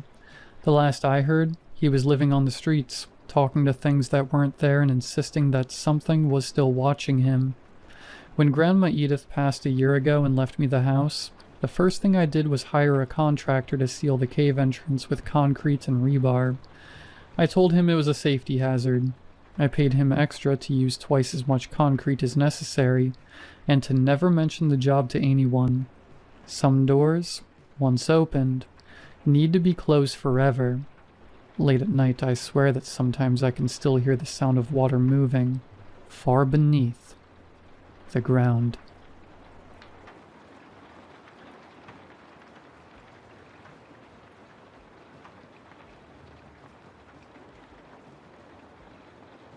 My arm feels like it's being ripped out of its socket. Henry, please, I grunt. 60 pounds of muscle strain at the end of the leash. It's nylon digging into my wrist. I think of the story my old coworker, a 50-year-old nurse practitioner named Robin, used to love to tell from her time working in the ER. I unwrap Henry's leash from my wrist as the word "degloved" shudders down my spine. Henry pulls again, hard. I squint in the direction he keeps pulling, trying and failing, to see what he is so desperate to smell, or chase, or pee on. I really need to get this dog into training. My wife would be pissed I'm walking Henry in the dark again, but I can't help that Nebraska gets dark at 7 p.m. in September. She bought us this light-up leash that glows neon green, and would be perfect to see what this Dumbo is tugging so hard towards right now. But I always forget to charge it. I feel the weight of the dead and useless leash strung across my chest like a pageant sash. Henry yanks, snapping me out of my reverie and twisting the leash out of my fingers. I stumble forward, barely catching myself from falling to my hands and knees as Henry shoots off into the backyard we're about to pass. All I see is a flash of brown, and then it's dusky swing sets and crickets. I hiss between gritted teeth. The dentist has been nagging me about clenching my jaw. He says if I don't stop grinding my teeth, I could crack one. But it's been a nervous habit since as long as I can remember. I bend down and pick up Henry's poop bag, dropped in the commotion, and jog into the backyard in the general direction I saw Henry go. Henry, come here, Bubba. I call out as I weave past the swing set and scraggly hedge into the next yard. I hear no reply but the soft crunch of leaves as I jog forward into the next yard. Bubba, here, I whistle, but still am met with silence. I strain my eyes against the growing dim, seeing mostly outlines of houses and trees illuminated by the street lamps. Then I see it. A brown, four-legged streak, moving 2 houses down and across the street into the next block. Henry, I call and run in his direction. He's fast. I barely make it across the street to the next block before I see him squeeze between 2 hedges into the next yard north. Henry, stop! I yell, but it's pointless as he's clearly hot on the trail of some small helpless mammal, and has no more ears to listen to me. I am enrolling this dog into training tonight. I swing a leg over the hedge Henry went through, hauling myself forward. The shoelaces of my left sneaker catch as I try to cross the barrier. This time I do fall to my hands and knees. I look up in time to see Henry running full speed down the intersecting road. I can't tell what he's chasing, but quickly he is out of my line of sight, blocked by the house's catty corner to my position on the grass. I stand and brush my hands on my sweats, rubbing the grass off, and then I take off sprinting in his direction. As I run down the street, I continue to call Henry's name, desperate for a response to know that he has stopped running. I hear none, and I see less. Flashes of brown, gray, and tan streak by my periphery. I pass house after suburban house, quickly glancing over driveways and manicured front lawns for a glimpse of brown fur. Henry, where are you? I gasp, feeling tears begin to prick at the corners of my eyes. I can feel myself moving from slight annoyance to real worry rapidly. I've seen no sight of him for the last 3 blocks. I continue forward, slowing my jog, but continuing to call out Henry's name. I'm having a harder time seeing through the tears and the growing twilight. I can't see past the rows of lit-up front lawns, the backyard's shrouded in shadow. Henry could be back there, in a bush or under a porch, and I would never know he's there. Henry, please, I plead. Images of the missing dog posters that line our favorite walking trail are flashing before my eyes. I can feel the lump in my chest moving into my throat, threatening to break out in a sob. Right before my dam breaks, Henry comes skittering out of a backyard to my right, haunches raised and ears flattened to his head. His eyes are so wide, I can see the whites from my spot in the road 15 feet away. I rush towards him as he rushes to me. We meet at the foot of the house's driveway as he presses into my legs and I grab his nylon leash. I gasp in relief and unclench my jaw. My teeth feel like they're groaning as the weight is lifted. Thank God, thank God, thank God. Henry whines as he presses harder into my legs, as if he's trying to disappear into them. He is shaking and panting all at the same time. I kneel in front of him, wrapping my arms around his neck like I did when he was a puppy, and I was trying to condition him to like hugs. Shh, it's okay, boy. I got you. It's okay. I coo. Did you get scared because you got lost? Or did a rabbit finally decide to fight back? Henry responds with a whine that fades into a shrill yelp. I've never seen him this riled up before. I should call Cassandra. Maybe he also needs to go on trazodone like she's always talking about, I think. I stand up, knees aching after kneeling on the cold asphalt. I scan the houses surrounding me to gain my bearings. They don't look familiar, but it is a big neighborhood. I squint at the street sign at the nearby intersection. Green and white shapes blend together. I huff, frustrated at the deepening twilight's impact on my vision, and pull Henry towards the signs. Henry balks, but eventually scoots alongside me. Kessler and West 64th Street. Well, that doesn't help, I mutter. I glance back the way I came, but all the houses seem the same. Brown siding, 2-story, split level, sloped driveway, cracked concrete. Nothing looks familiar, yet I've walked Henry in the neighborhood by our apartments every evening for the last 3 years we've lived there. Does the neighborhood just go much deeper than I thought? I can feel my teeth clenching again. I grip Henry's leash tighter as I pull out my phone. Apple Maps gives no answers. I stare at the blue circle that marks my current location, Northgate and West 64th Street. I zoom in and out of the screen. Nothing changes. There is no Kessler Street. I am clearly at the corner of Northgate and West 64th Street. I look up at the street sign and see in reflective white letters, Kessler Street. Okay, I say, dragging out the Y in a way that my dad would have called very Valley Girl.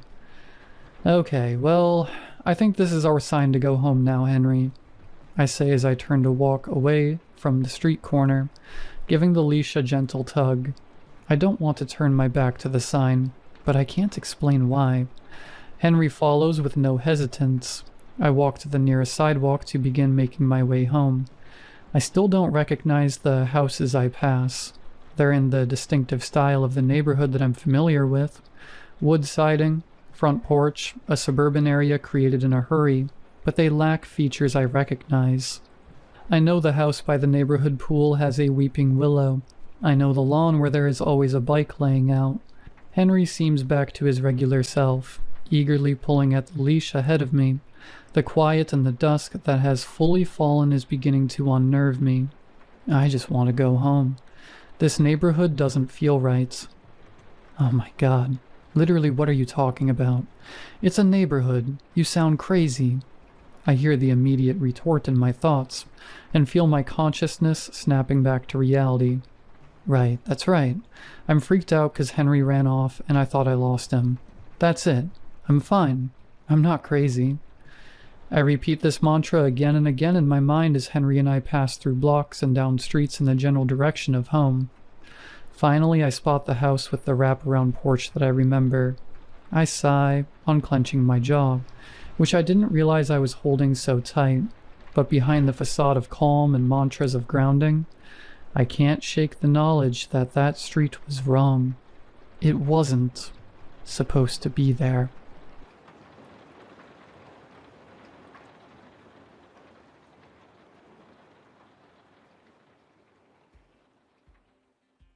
Hey everyone, and welcome to a brand new video. Tonight we have 2 hours of horror stories as per usual. I hope you all enjoy them. If you do, please be sure to drop a like rating. Let's see if we can reach 1,000 likes on this one. Liking the video helps out so much. Subscribing if you are new is also very much appreciated, as I do post content just like this as often as I can. Roughly every 5 days is what I usually aim for. Anyways, sit back, enjoy the horror stories with no mid-roll ads. Except for the ad break after this intro, there will not be any more after that one. And as always, I hope you all have a great night. It took me about a half hour to drive to Mrs. Crabtree's house. I'm fine, just get there. Since I've technically finished both of the supervised visits I'm required to do, I was voluntold to spearhead a solo shift. I can handle it. I looked through that binder Natalie gave me. Irregular breathing, glassy eyes, mottled discoloration on the feet and knees. The last few times Natalie and I worked Mrs. Crabtree's house, nothing of note even happened. I just doom-scrolled on my phone for most of the 12 hours I was there. Half the time she's not lucid enough to acknowledge anyone in the room. For the most part, Natalie handles all the family stuff. I'm just there to be a sponge. Take notes, go through the steps. Natalie called out today. We're already so understaffed as it is. She's my lifeline, as embarrassing as that is to admit. 10 minutes away now. I had to get gas on the way there. This always passes. I just have to ride it out and do my job. I skimmed that binder. I know I did. Every single page I flip through is sitting in my bag right now, and I can feel all of them. 5 minutes away now. I'm met at the door by a disheveled woman. Her eyes bloodshot, her nose runny. She's wearing the same pair of pajamas she was wearing a week ago. She managed to eat today. That's a better sign, right? I mean, it was only a bit of jello and chicken broth, but... Yes, that's a very good sign, I tell the woman. She thanks me anyway. Inside, the house looks no different than the last time I was here. Before I even start doing anything, I have to go through my notes and do some pre-charting. Diagnosis already filled in. Lewy body dementia. The brain degenerates. The body does what it wants. Code status. Do not resuscitate. Already documented. Oral intake, 1 jello cup and some chicken broth. Cognition status. Disoriented times 3. Mobility status. Bedbound. The woman told me she asked for food on her own today. First time since coming home from the hospital. I asked if she'd managed any full sentences since our last visit. She thought about it for a second. Not exactly, she said. Her mother would start talking, but it was like she was picking up a conversation from somewhere else. Days ago. Months. Maybe years.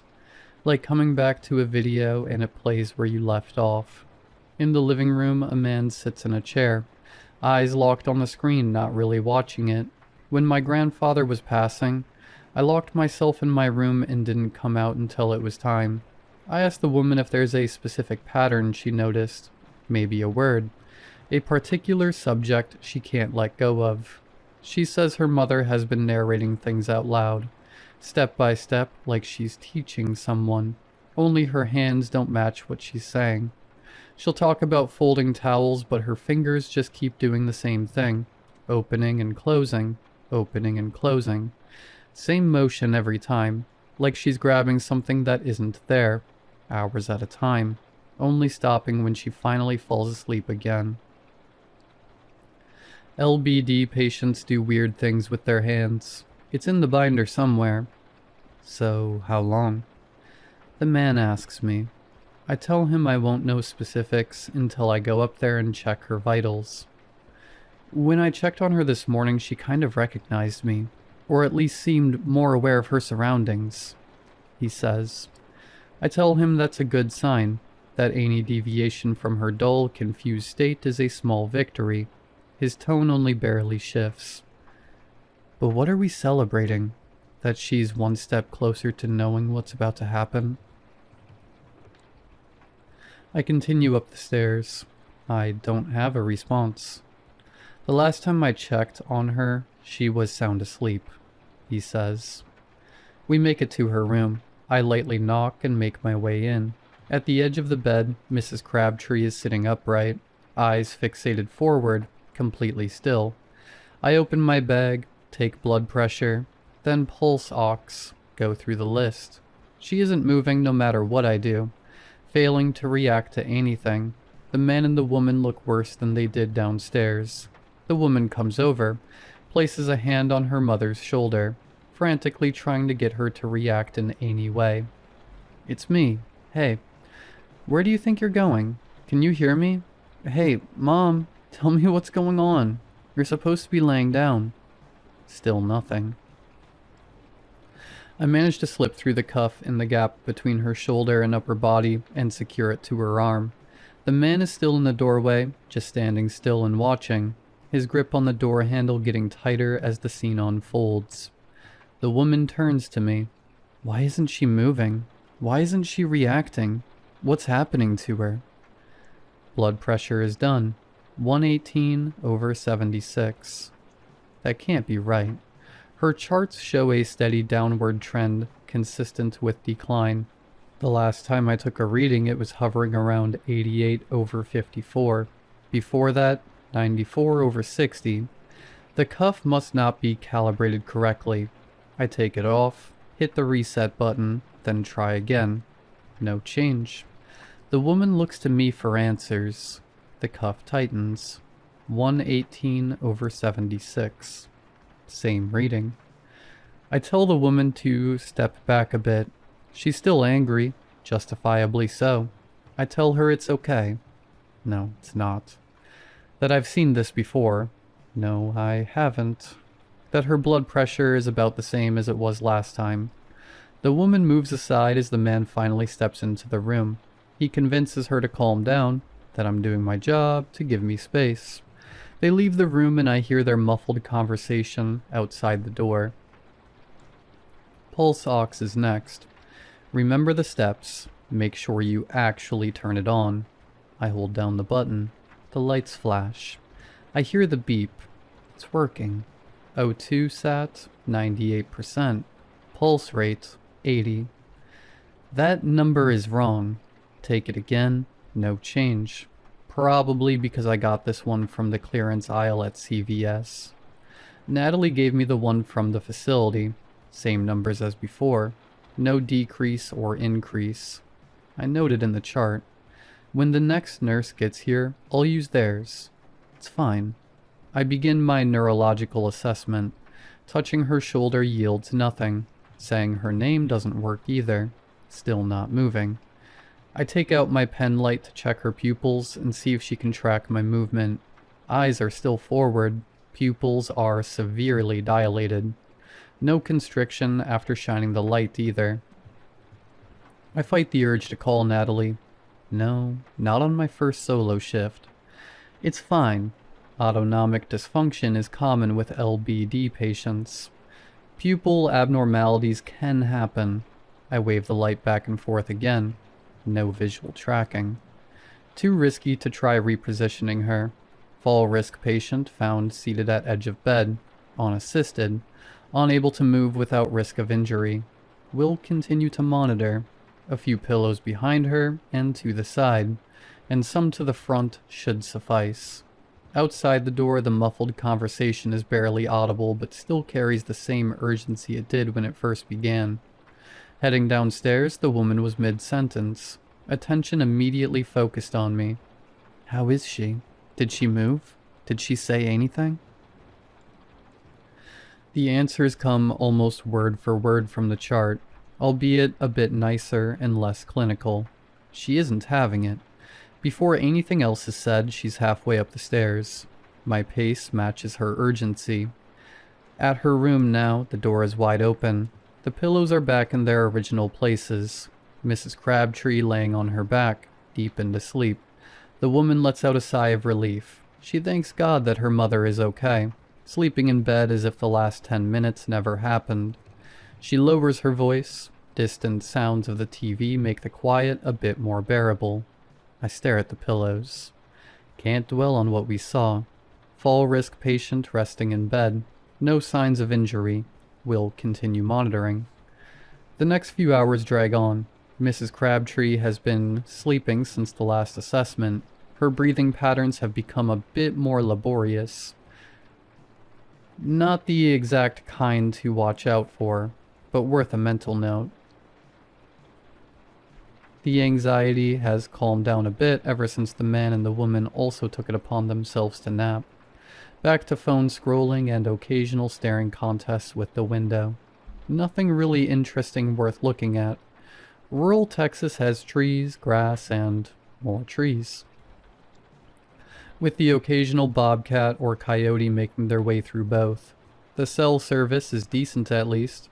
One of the few small towns that actually has 5G towers, which is about as close to a compliment it's going to get. Feeling restless? I go downstairs to get a cup of coffee and find the TV on but the man absent. Still asleep somewhere. Can't blame him. On my way back up, the unmistakable sound of an EAS warning blares. This is not a test. Shelter in place. Avoid windows. There's more warnings here than actual emergencies. You get used to tuning it out. Back in the room now, Mrs. Crabtree is still sleeping. Same routine as before. Scrolling, listening for changes, rinse and repeat. Her breathing is noticeably different now. Not the labored rhythm noted a few hours ago. Slower. The gaps between breaths are stretching. Exhale, silence. The stopwatch reads 15 seconds. Downstairs, the muffled conversation between the man and the woman is getting louder. They're awake now. Exhale, silence, 20 seconds. My urge to go tell them slowly building. No, have to make sure it's actually happening. Exhale, silence, 30 seconds. If only Natalie were here. Just keep counting. Exhale, silence, 45 seconds. I think about my own loss years ago and the similarities. Exhale, silence. Once you hear the death rattle, they go from days to hours. It's a checklist, she'd tell me. 15 years of watching people die the same way. Anything becomes clockwork. Staring at Mrs. Crabtree for any signs of life, I go from actively counting breaths to feeling for when the pulse finally stops. 2 fingers on her wrist. Still there. Slowing down now. The conversation downstairs getting louder in my head. Pulse is growing weaker, harder to place. Should I call Natalie? No, I can't. Don't have it in me. I could be wrong about it anyway. One more beat. Silence. Nothing. I just sit in the room. The time reads 3:28 p.m. Looking at the door I need to open feels paralyzing. Natalie is usually here to handle any and all family stuff. I'm just here to be the sponge, to write everything down, administer meds, help in any way I can without having to worry about saying the wrong thing. There's a man and a woman down there dreading the news I'm about to bring them. The time says 4:30 p.m. Mrs. Crabtree has been laying in the same position since I noted her last heartbeat, walking over to her for one last check before I rip the band-aid off. I notice that her eyes are completely open, not partially closed, not closed at all, wide open, not terribly uncommon with death. Perimortem muscle relaxation. It's in one of those binder sections, I'm sure. I grab my pen light and shine it on them. The pupils immediately contract. The time now reads 4:45 p.m. Grabbing my binder, I flip through the section on ocular nerves. Nothing is helping me. I have no frame of reference for this. Did I miscalculate the breaths? The pulse? What possible reason could there be for her eyes to be responsive now? I place my fingers on her wrist again. It's cold. Nothing beats under my fingers. Maybe a bad area of circulation. I try the other wrist. Nothing. Same temperature. Her neck next. Nothing. My final test is putting my head against her chest. Still nothing. Not one single heartbeat. Yet her pupils contract every time I shine the light on them. If there's any time for my pulse ox to actually work, now would be great. I get it out, reset it, place it on my finger. Working normally, 110 BPM, 95%. Taking it off, I reset it once more, and pry Mrs. Crabtree's finger off the side of the bed. Clipping it on, it gives a flat line for the BPM, but an oxygen level of 35%. Something can't have oxygen saturation without a heart to pump it. No rise and fall of the chest either. Taking the temperature now, I get a reading of 94.8 Fahrenheit. The thermostat by the door reads 72. I have to be wrong. Peripheral shutdown. Page 32A. Section D12. As the body declines, the veins on the arms get more visible. Pulse slows down. Body temperature fades. Consistent with my notes. A sudden knock on the door. The man and the woman must have heard the rapid shuffling of feet, and the time I thought I had to rationalize everything happening in their absence has come to an abrupt end. In front of me is a patient that defies explanation. Behind me is a family waiting for one. As the door opens, the old woman lay motionless in her bed, eyes now closed once again, no pulse to account for, no signs of life. I tell the woman in the doorway that her mother's vitals are about the same as when she took her nap earlier. She asks me if her mother said anything. I tell her no, that she's been quiet. The woman pauses and stares into me. I've seen that exact look. From Natalie. Without saying anything, she makes a beeline for her mother. She grabs her hand. It's cold, but she's always cold now. Stiff, but her arthritic hands haven't been any different. She looks over to me, teary-eyed, asking how much longer she has. I don't answer. The woman doesn't wait for one. She steps out, the sound of her feet descending the stairs once more. Alone in the room again. Her chest is rising and falling. Agonal breathing. Seen this many times in the ER, especially with cardiac arrest patients. The body hasn't caught up yet. Doesn't mean she's alive, but that happens when someone drops suddenly, not gradually. A heart attack, trauma, not someone who's been declining for months. Her heart didn't stop without warning. It wound down, not the same thing. Have to get back to charting. Patient resting comfortably, vitals obtained, blood pressure unable to obtain due to patient positioning. Respirations shallow and irregular. Will continue monitoring. Just as I finish writing, one of her fingers is moving, tensing and flexing back and forth. Only one, the index finger on her right hand, the same one that gave me a flat line with an oxygen level of 35%. It happens on the other hand, index finger flexing back and forth. Her eyes are still closed. The chest has stopped moving again. The movement of her fingers on her right hand is now a fluttering motion, perfectly in sync with her left. 10 minutes pass. The fingers haven't stopped. Every time I glance at her, the motion is still there. Steady, synchronized. Can't dwell on it. Chart needs finishing.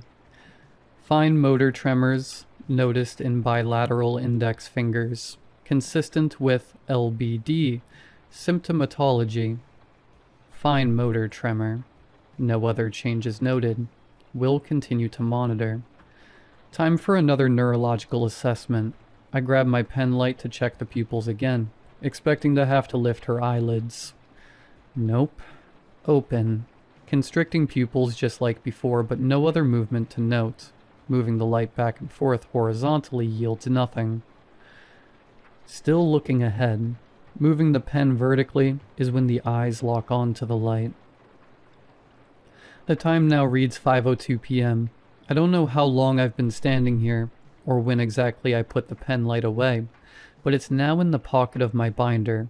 My first instinct is to open it, flip the page that has all the answers.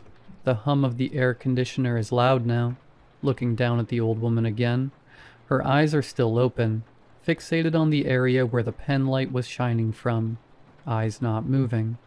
Checking her pupils again with the pen light. The vertical track from earlier. Gone. Not tracking vertically or horizontally now. Eyes still in the same general direction they were. Pupils are contracting again when the light hits. This time at the exact same rate. Both returning to the exact same size. Like watching two camera apertures synced together. Her fingers start back up, moving faster with both sets flexing and twitching in a choppy, glitch-like rhythm.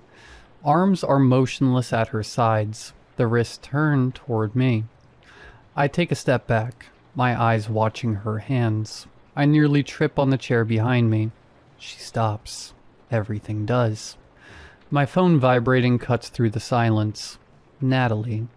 Hey, just checking in. My bad about today. I couldn't stop throwing up last night and I woke up with, like, a fever of 103. Throat is killing me too. How's Crabtree doing? She doing okay? Me. No, you're fine. It's been alright here. She's been very quiet. Not a whole lot changed since last time, lol. Oh, okay. Good to hear. How's Jake and Allison? Jake and Allison. I type back. They're coping in their own way, I think. Jake has been glued to the TV most of the day, and Allison has come up to check a few times, but she's been sleeping, so not a whole lot of back and forth conversation going on. And then she replies. She mention any changes before you got there? Or was she awake yet? Me. Just that she's been moving irregularly, muscle spasms, repeated hand motions, that sort of thing. Consistent with LBD symptoms so far. Natalie. You notice anything weird about her breathing yet? Her heart rate? Me. Only slightly. When I took vitals earlier, everything was pretty normal. Heart rate a bit slower from time to time. About as normal as it can be for what's happening, I guess. Natalie. That fits. If you need anything, let me know, okay? I'm gonna try and get more sleep, but don't feel bad for waking me up if you have any questions. Also, be careful when you leave. The roads are backed up really bad right now. Me. Thanks a lot, and I will. Me. Do you know what happened? Huge pile-up on I-35. Ambulance just swerved into oncoming traffic going like 90. Whoa. Right? I'm wondering if the dude had like a medical episode or something. Seizure, maybe? I don't know. I just saw a clip show up on my feed and instantly recognized the exit. Anyway, talk to you later. Good luck, you got this. Text me before you leave. Or call. Will do, thanks. I put my phone down. Nothing. Well, not exactly nothing. Her head, it shifted, in the direction where I was standing. The time is now 5:15 p.m. I can see small muscle flexes in her cheek, a faint sound from her mouth, almost too quiet to hear. Teeth on teeth. Come to think of it, she's the only geriatric I've met that actually still has them. Had. At this point, the specifics betray everything I've ever known. I'm way too restless to deal with it right now. Being sedentary for this long is making my legs fall asleep, and I can hear the sounds of someone washing dishes and the faint beeps of a microwave keypad downstairs. Seems weird if I don't make an attempt to at least try and socialize with them. Downstairs, the man is in front of the sink, scraping grease off a very expensive-looking cast-iron skillet. The woman is on FaceTime with someone, sitting curled up on the couch, surrounded by empty water bottles and crumpled-up balls of tissue. I make my way into the kitchen. My dad has one just like that, I say to the man. He nearly took my head off when I told him I put it in the dishwasher.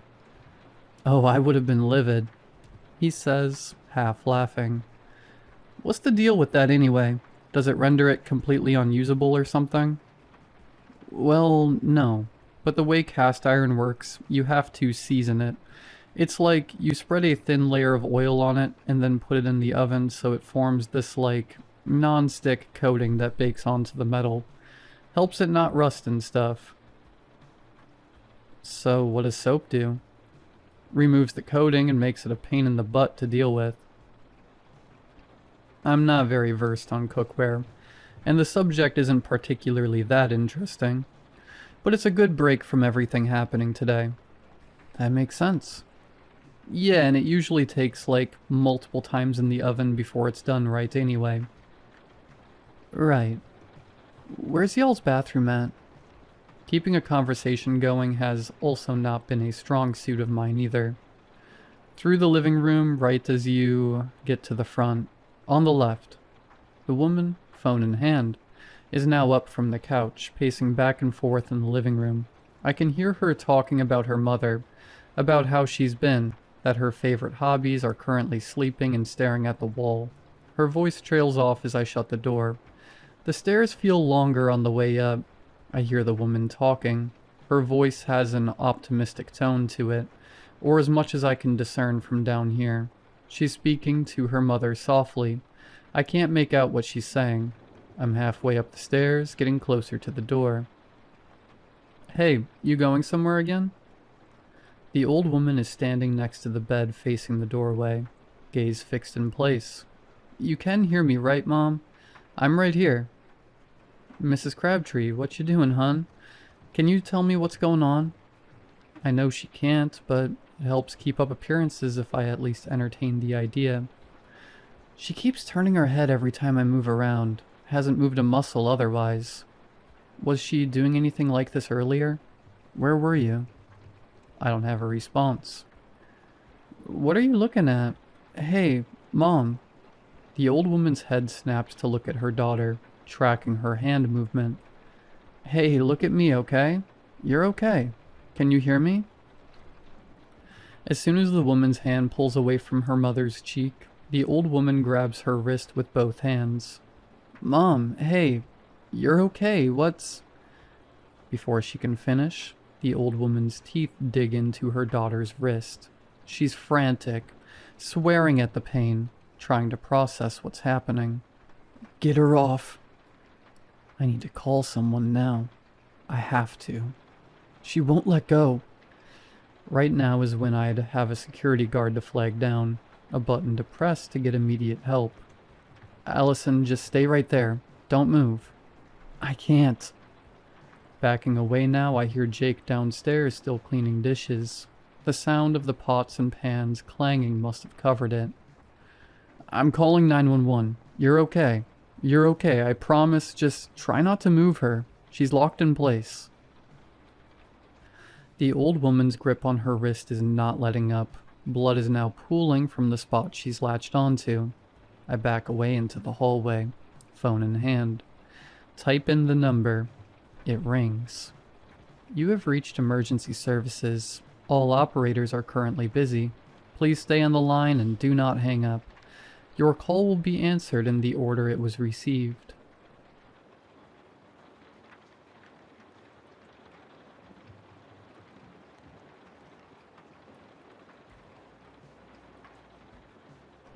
I'm not even supposed to be awake. It's a school night, and my dad would lose his mind if he knew I was still scrolling on TikTok at 2 a.m. But my brain wouldn't shut off. My room feels hot and itchy. I needed some water. The house was stupid quiet, not the peaceful type, the heavy kind. I pushed open the kitchen door and the floor squeaked under my heel, loud in the dark. I grabbed a glass and let the tap run, staring at that tiny reflection in the window. My eyes looked tired. Then I heard a crunch, then another, then two more. It kept going. Footsteps, slow and steady, rhythmic almost. I froze, holding my glass halfway to my mouth. Raccoons don't walk like that. Neither do deer. This was human. I killed the kitchen light so whoever it was wouldn't see me, then eased up on the blinds with 2 fingers. My stomach dropped straight through the floor. It was Darius, barefoot, walking towards the trees behind my house. He walked with purpose, almost like he was being pulled by a rope. His arms hung loose by his sides. His head didn't look around. Darius wasn't wearing a jacket, though it was cold enough to see my breath fog the window. In fact, he wasn't even shivering. He just walked, straight, silent, smooth, like he had rehearsed it hundreds of times. My mouth dried out. I didn't even think, just whispered, "Darius, what the hell are you doing?" He didn't stop. Though why would he? It's not like he could hear me. He just kept walking. I stepped outside, barefoot on the freezing cement, breath shaking in front of me. "Darius," I said again. "Dude, are you good?"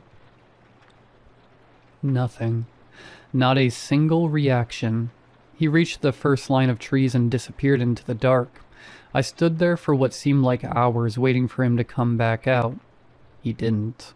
Eventually, I went inside, locked the door and laid in bed, staring at the ceiling until the moonlight faded to sunlight, feeling like I'd seen something I wasn't supposed to. By the time I got to school, it felt like I'd been hit by a bus. No sleep and a looping mind. Made me feel like crap. I walked into first period and my heart actually skipped. Darius was already in his seat, wearing clean clothes, hair perfect, smiling at the worksheet in front of him. He couldn't actually be excited to be awake at this time. "Yo," I said as I slid into the desk next to him, voice low. "Where'd you go last night?" He looked up at me with a calm expression I'd never seen on him. Darius is usually twitchy, always tapping his pencil, bouncing his leg and cracking stupid jokes. But this version blinked once, really slow. "What do you mean?" he said. "I went to bed early." "You were outside my house," I said, "like at 2. He tilted his head like a confused dog. "I wasn't anywhere near your house, Malcolm." He said it so logically, so politely, I almost doubted myself. Almost. The weirdness didn't stop there. At lunch, this girl named Maya, who literally had a whole EpiPen situation because she's allergic to strawberries, sat down with a yogurt cup that had bright red chunks in it. Her friend said, "Maya, isn't that dangerous for you?" Maya just smiled with a distant look and said, "Are you calling me fat?" She said it jokingly. In my memory, she had never made a funny joke before. This was out of character. But then she ate it like nothing was wrong. In third period, my math teacher gave a whole explanation about linear quotations without blinking. Not once. I stared at her eyes the whole time. They stayed still, glass-like, terrifying. By the time the final bell rang, I felt like my brain was unspooling. My shirt felt too tight, my hands were shaking, my heart wouldn't slow down. I kept thinking about Darius disappearing into the woods and coming back out like nothing happened, like someone pressed reset on him. I ended the day whispering to myself, "What the hell is happening?" And for the first time in my entire life, other than when my uncle was staying over, I was scared to go home. I actually slept. Not great sleep, the kind where you wake up 10 times and your dreams feel like blurry static, but enough that my head wasn't pulsating anymore. When I opened my eyes, sunlight was leaking through my blinds in these soft yellow bars. I almost convinced myself that yesterday didn't happen, that maybe I was tired, hallucinating, being dramatic. But then I remembered how Darius walked, the bare feet, the blank face, and the weird things at school. It all piled into my chest. I needed answers. I couldn't sit in my room scrolling on TikTok all day, pretending nothing happened. So I got dressed, grabbed a hoodie, and decided to go back towards the woods. Not the spot behind my house. I didn't want to see Darius again.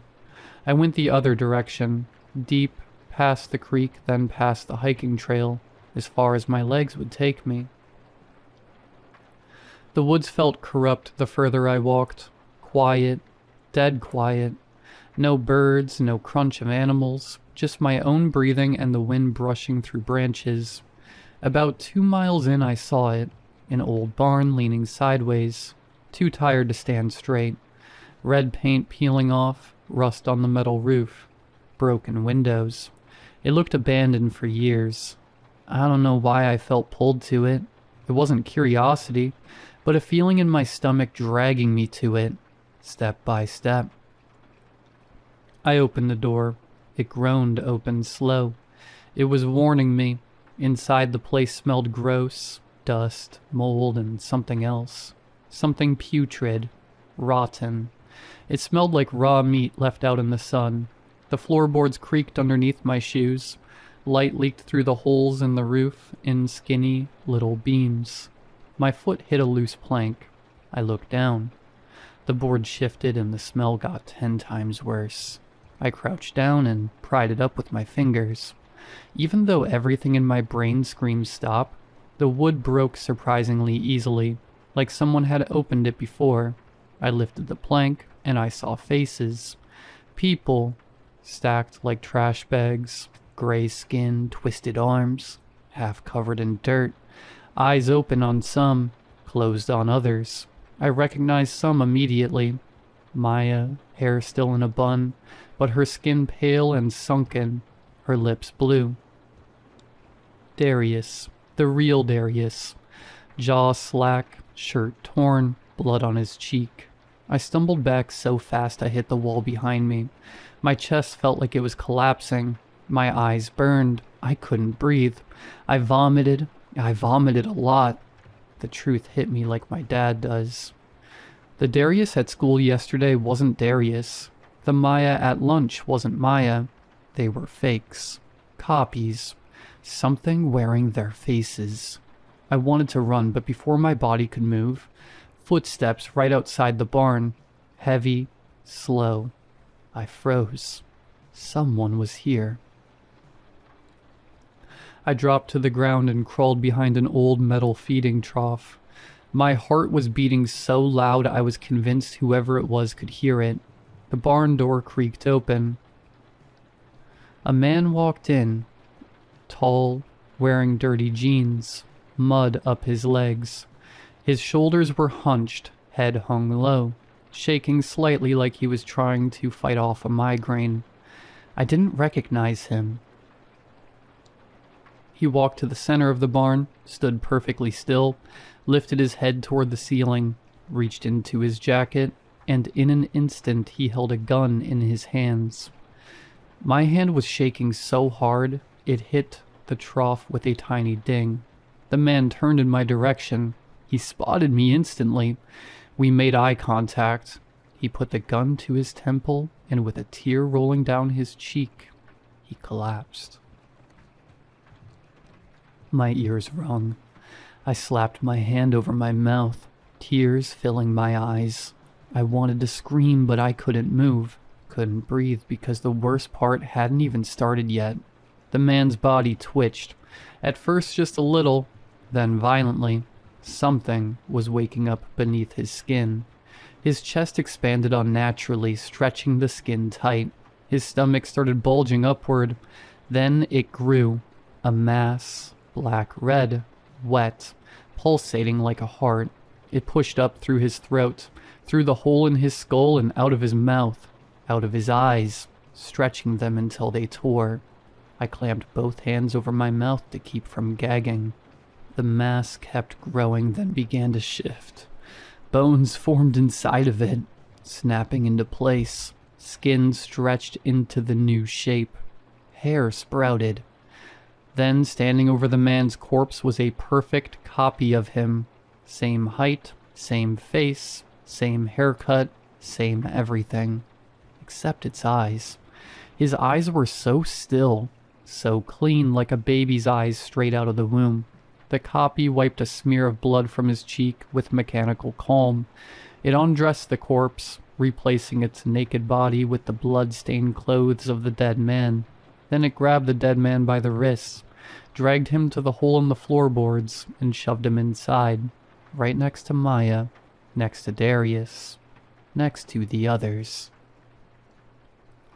It pressed the plank back in place. Then it turned, straightened its shirt, rolled its shoulders back into perfect posture, and walked out the barn like nothing happened. No rush, no nerves, just calm, smooth, practiced movement. I stayed hidden behind the trough long after its footsteps faded, shaking so hard my teeth clenched. The world wasn't what I thought it was anymore, and I knew without a doubt something is replacing people in my town. That's what caused me to post here. I need to know if it's just my town. If you can see this post, please let me know if my town is the only one. I'm scared the world will never be the same.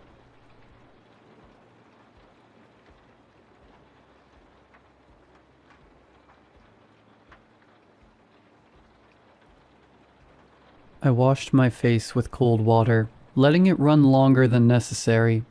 The hostile mirror was cheap and water-spotted, but it had always been sufficient. I looked up and froze. Black spots mottled my reflection, spreading like ink bleeding into water. My eyes were darker, sharper. The reflection spoke. Disappointed.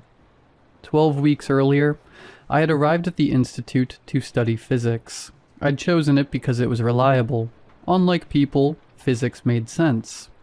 Professor Mahesh Mahara taught optical systems and reflective phenomena, and also a seminar called Science, Power, and Knowledge, examining how scientific objectivity is itself a political claim, how institutions determine what questions get asked. He spoke about caste and scientific institutions with the ease of someone who had lived inside the argument. He was perhaps in his late 30s, with a face that gave nothing away until he chose to let it. After the lecture, I asked about epistemology. How do we distinguish between valid critique and relativism? He looked at me, really looked, the kind of attention that makes you suddenly aware of being seen, and smiled. That's exactly the right question. He invited me to his optics seminar. I went and kept going. By October, I was spending more time in his lab than anywhere else. His office was on the 3rd floor. Big room, walls covered with photographs of Einstein and Feynman, alongside Tagore and Kafka. His custom desk had a periodic table, inlaid in different metals and woods. At the far corner stood a tall mirror in a matte black frame, nearly ceiling height. Difficult to maintain delusions when you're forced to look at yourself clearly, he used to say. I thought that was profound. In November, he asked me to assist with his research.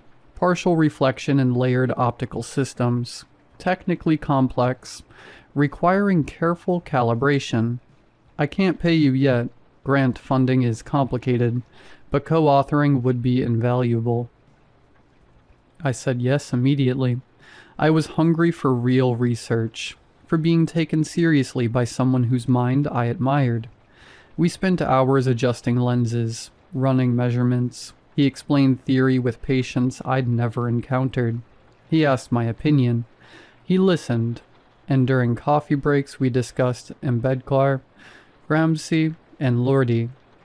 You're one of the few students I can really talk to, he said once. I felt honored, chosen. I didn't yet understand that charm is not a personality trait.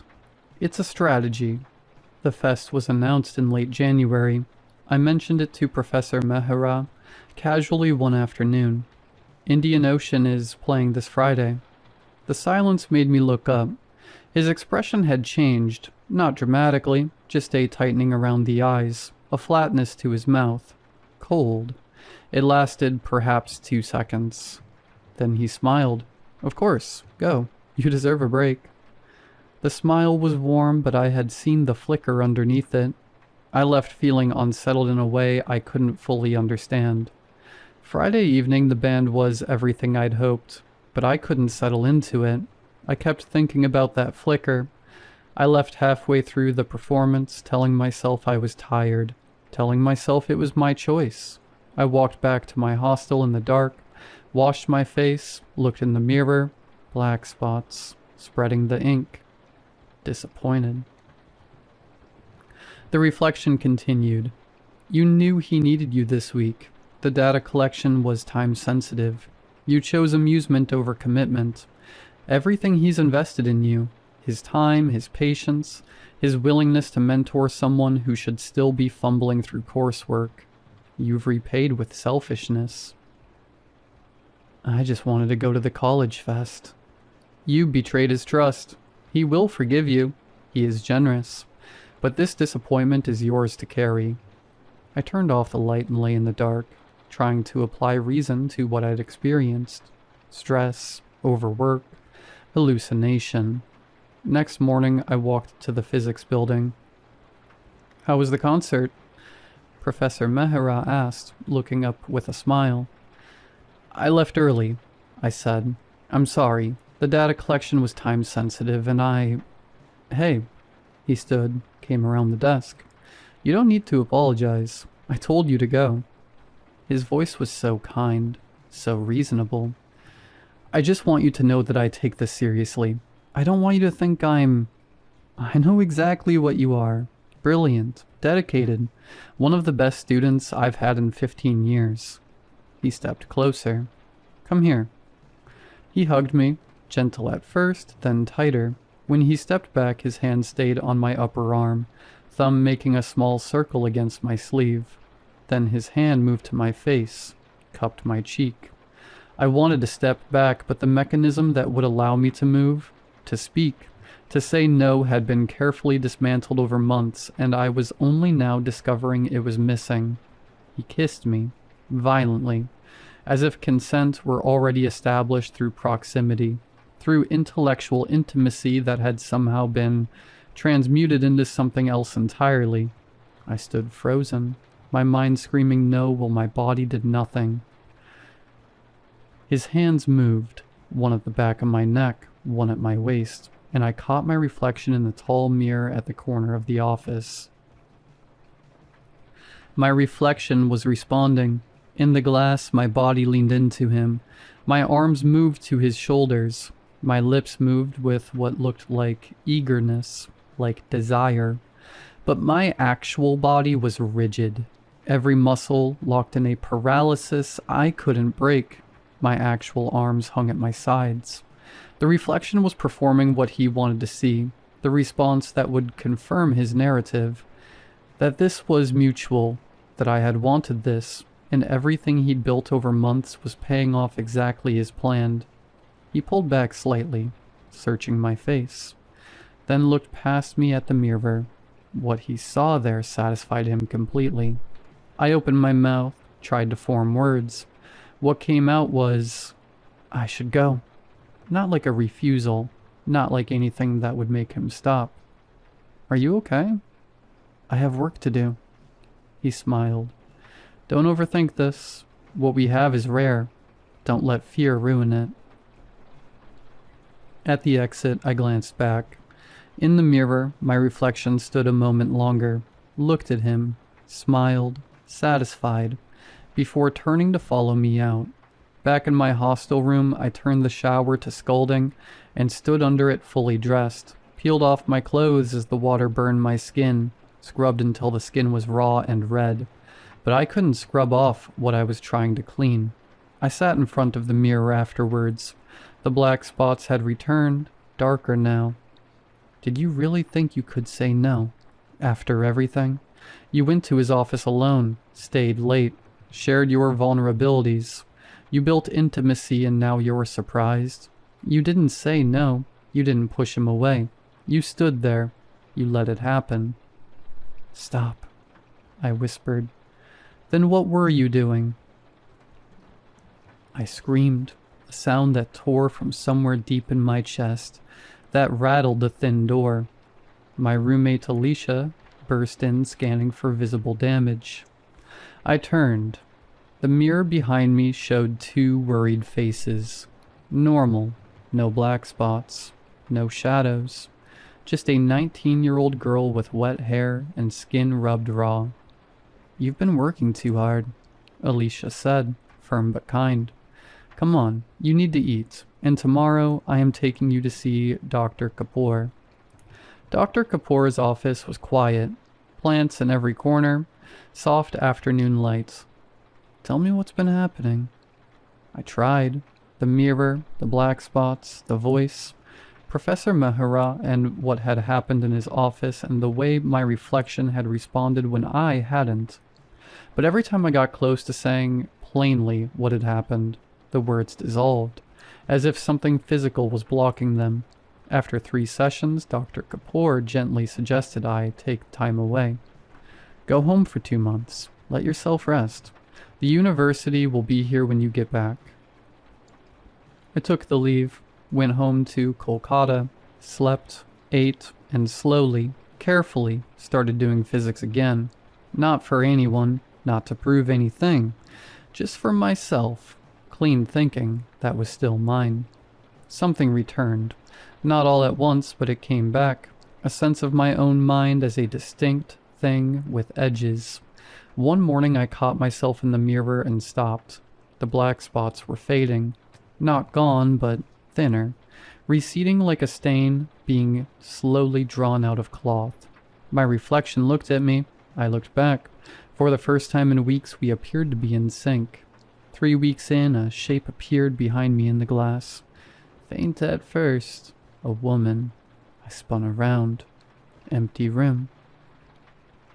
She kept appearing, grew more distinct each time. A young woman, thin, dark hair and skin covered with black spots. I sat deliberately in front of the mirror one morning and waited. She appeared behind my left shoulder. I see you, I said quietly. She lifted her head, tried speaking but managed only one word. Help. I found her on the university website.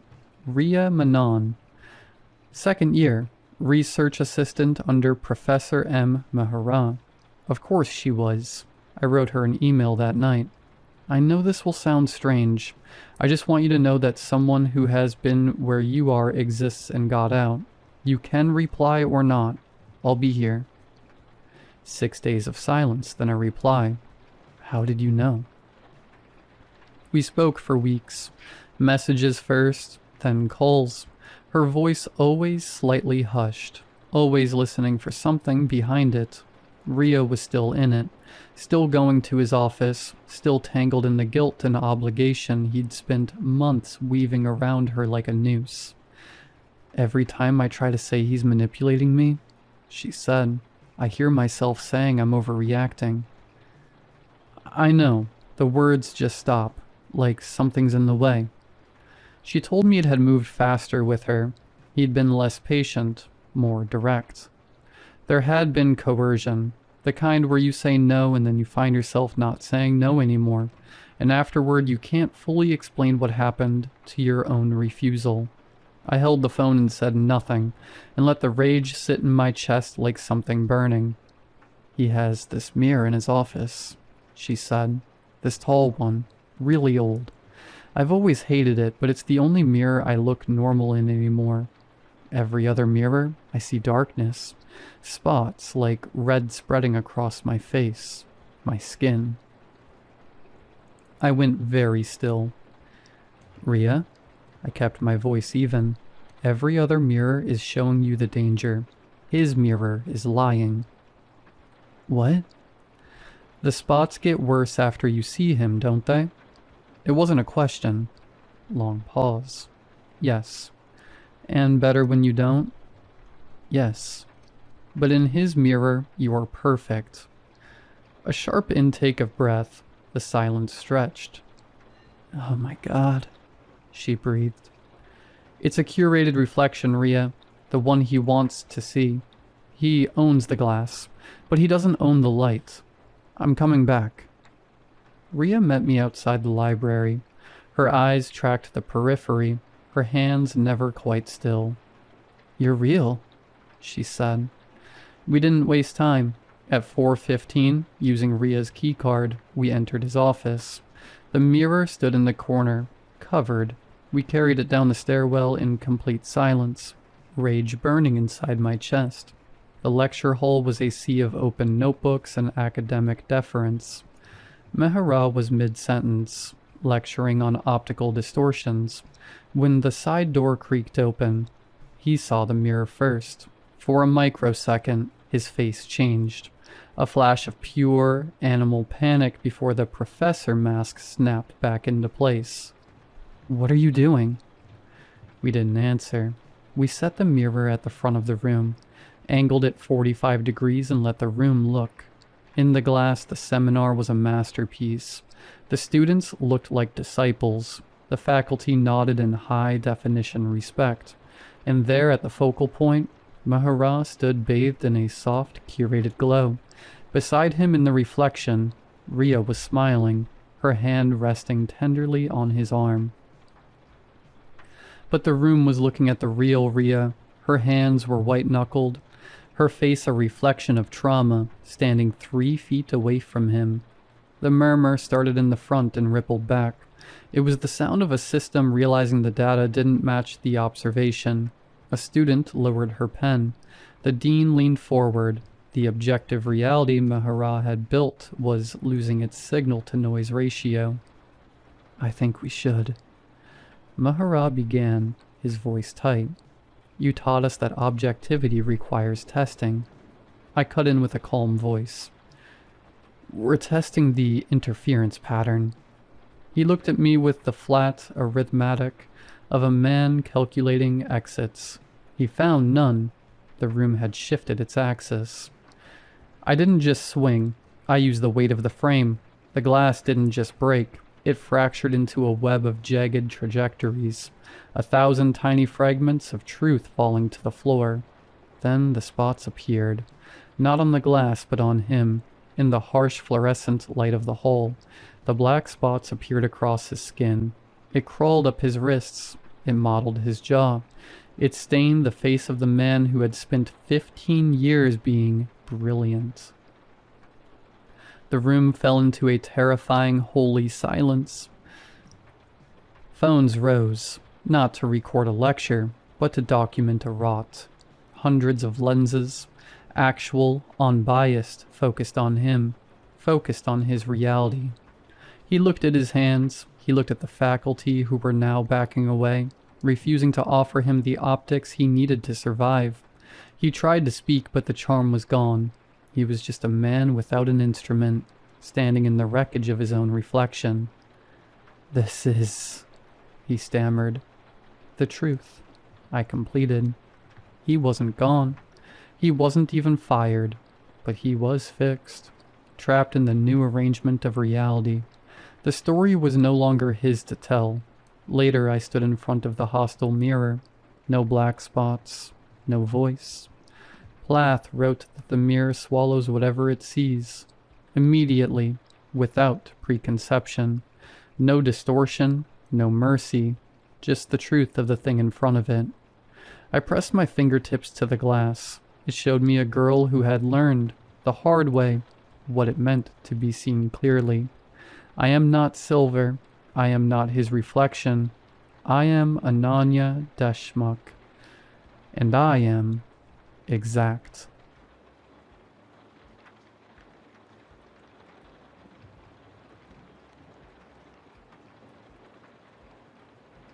I've been friends with this girl I'll call Sarah since I can remember. Her and I were raised together, our families being good friends since before either of us were born. She's older than me, but only for 2 months. And that's helped us stay together even in school. Currently, we are both 21. Sarah has always been a really funny and charming girl.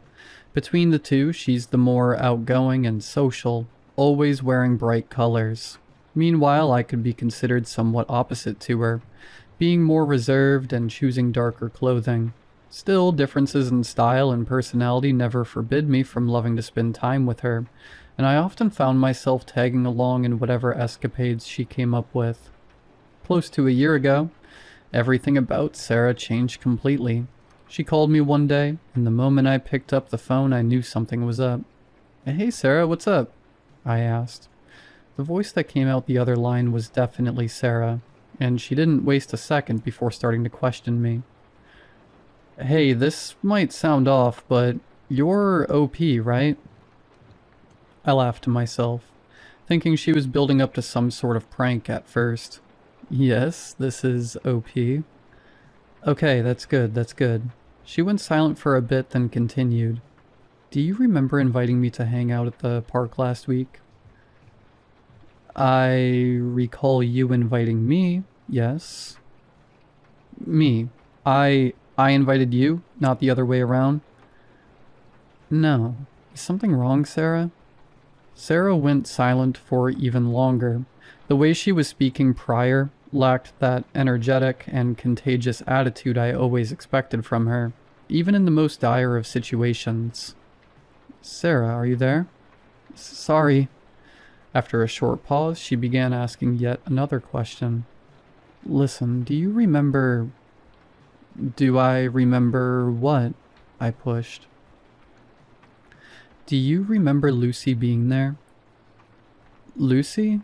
What Lucy? I asked, now trying to figure out the punchline of a joke that wasn't there. Oh, no. Is this a prank? Come on, you know I'm not good at these. Lucy, don't tell me you don't know who Lucy is. You're joking, right? Please tell me you're all messing with me. With that, Sarah began sobbing on the phone. I couldn't make much of what she was saying mid-cry, but after a little bit of me trying to calm her down, she said she'd talk to me tomorrow and hung up.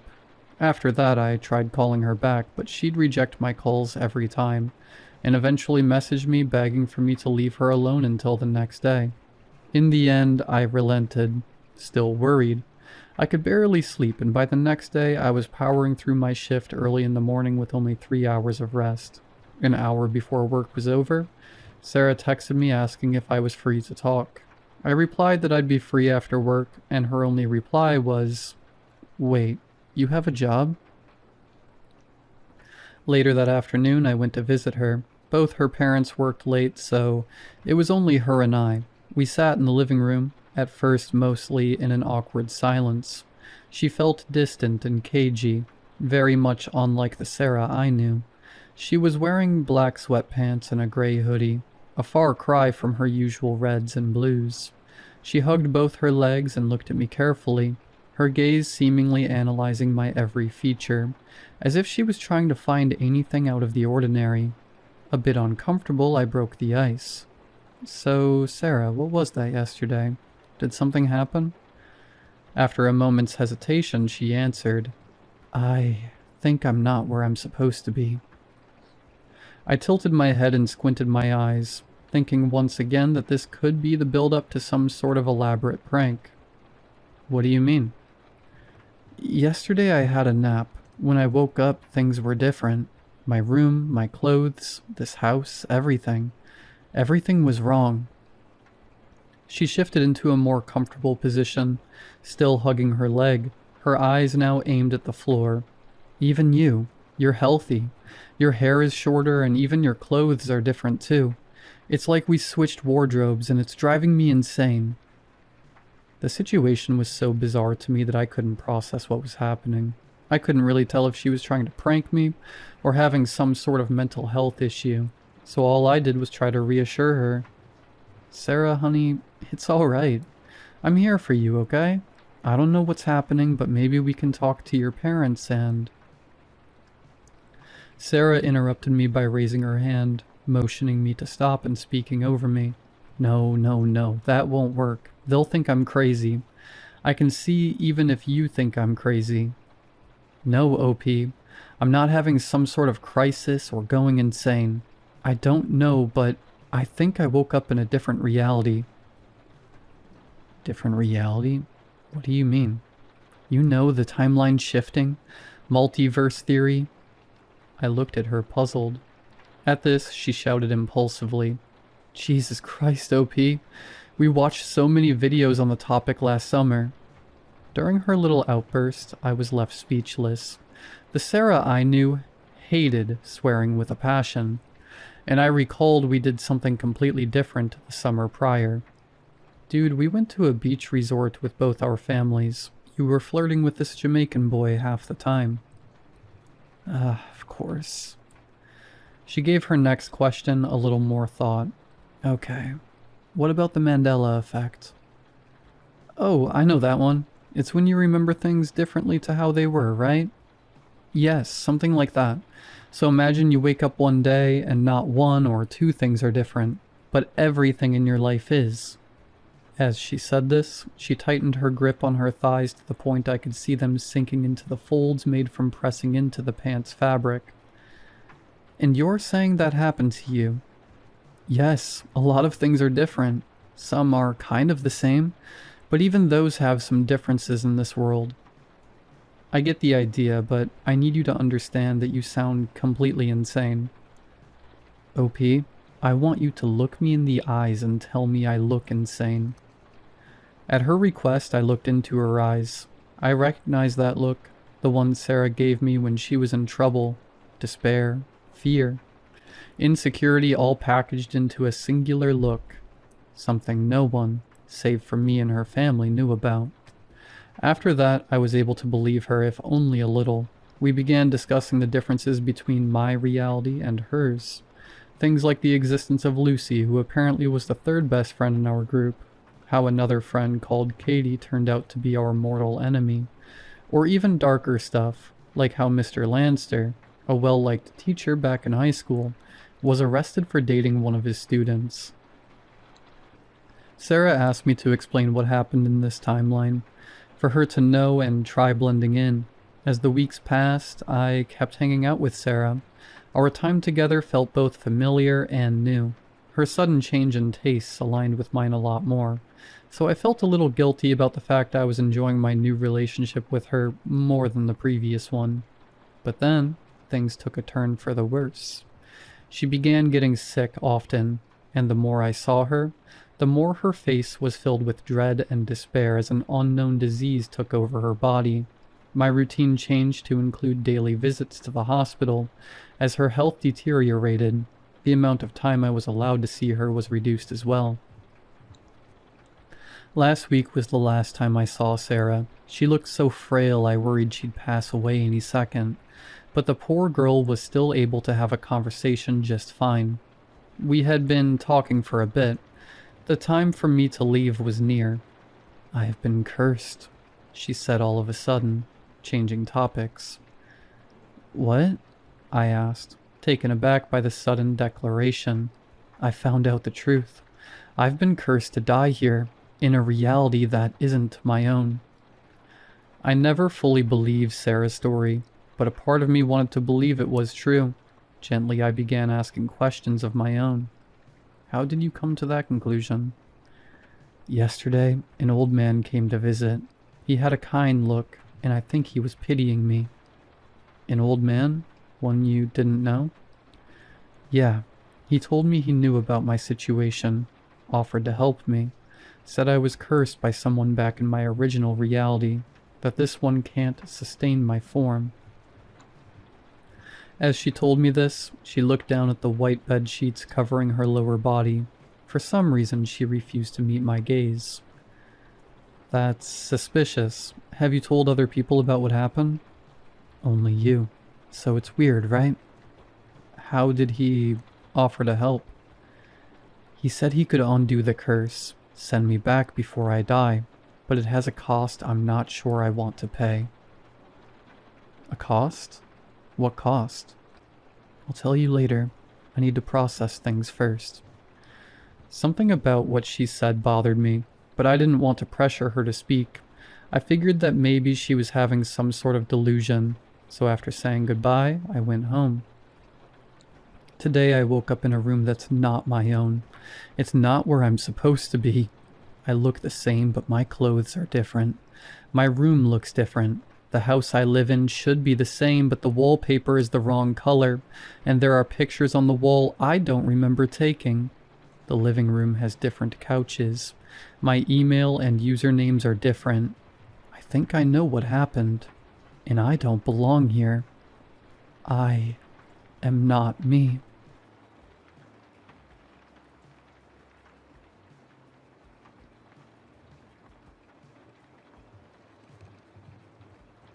Sorry, because what I'm about to tell you will sound like the kind of BS people make up when they want strangers online to pay attention. But made-up stories don't park 2 black SUVs outside your house every night for 2 weeks, and pretend not to watch your windows. Believe me, don't believe me. That's not really why I'm writing this. Just know the road near my old house is still blocked. They say it's because of a gas leak. There is no gas line there. We had electric everything because Dina was scared of open flames. She said indoor fire felt primitive and wrong, and I thought she was just being dramatic. That's funny now, in a sick way. Dina and I had been married for 10.5 months. We were stupid in love. Embarrassing love. The kind where one of us would leave to buy something and the other would already be texting before they reached the store. We fought, too. Badly. Over nothing. Over dishes, over my work at the Research Institute, over her saying I wasn't really listening, over me saying she always sounded like she was translating normal human emotions from a manual. That one made her cry. I apologized for it for 2 days. I didn't know then how close I was. The night it happened, I came home late. I was shaking from coffee and hunger, and whatever you call it when your whole life has just cracked open. I had done it. Not the final machine, obviously, but the math. The ugly part. The part everyone said was impossible.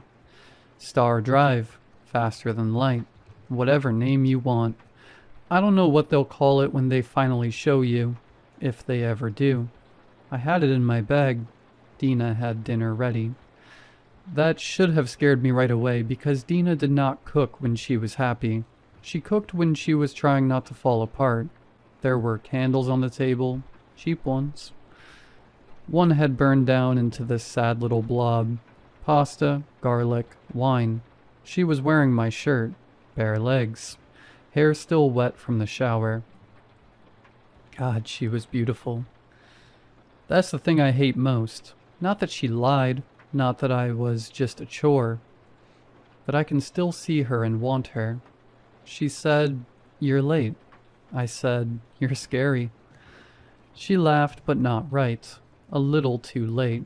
You know how you learn someone? Not the big stuff, the tiny stuff. How they breathe when they're mad. How they say fine when it's absolutely not fine.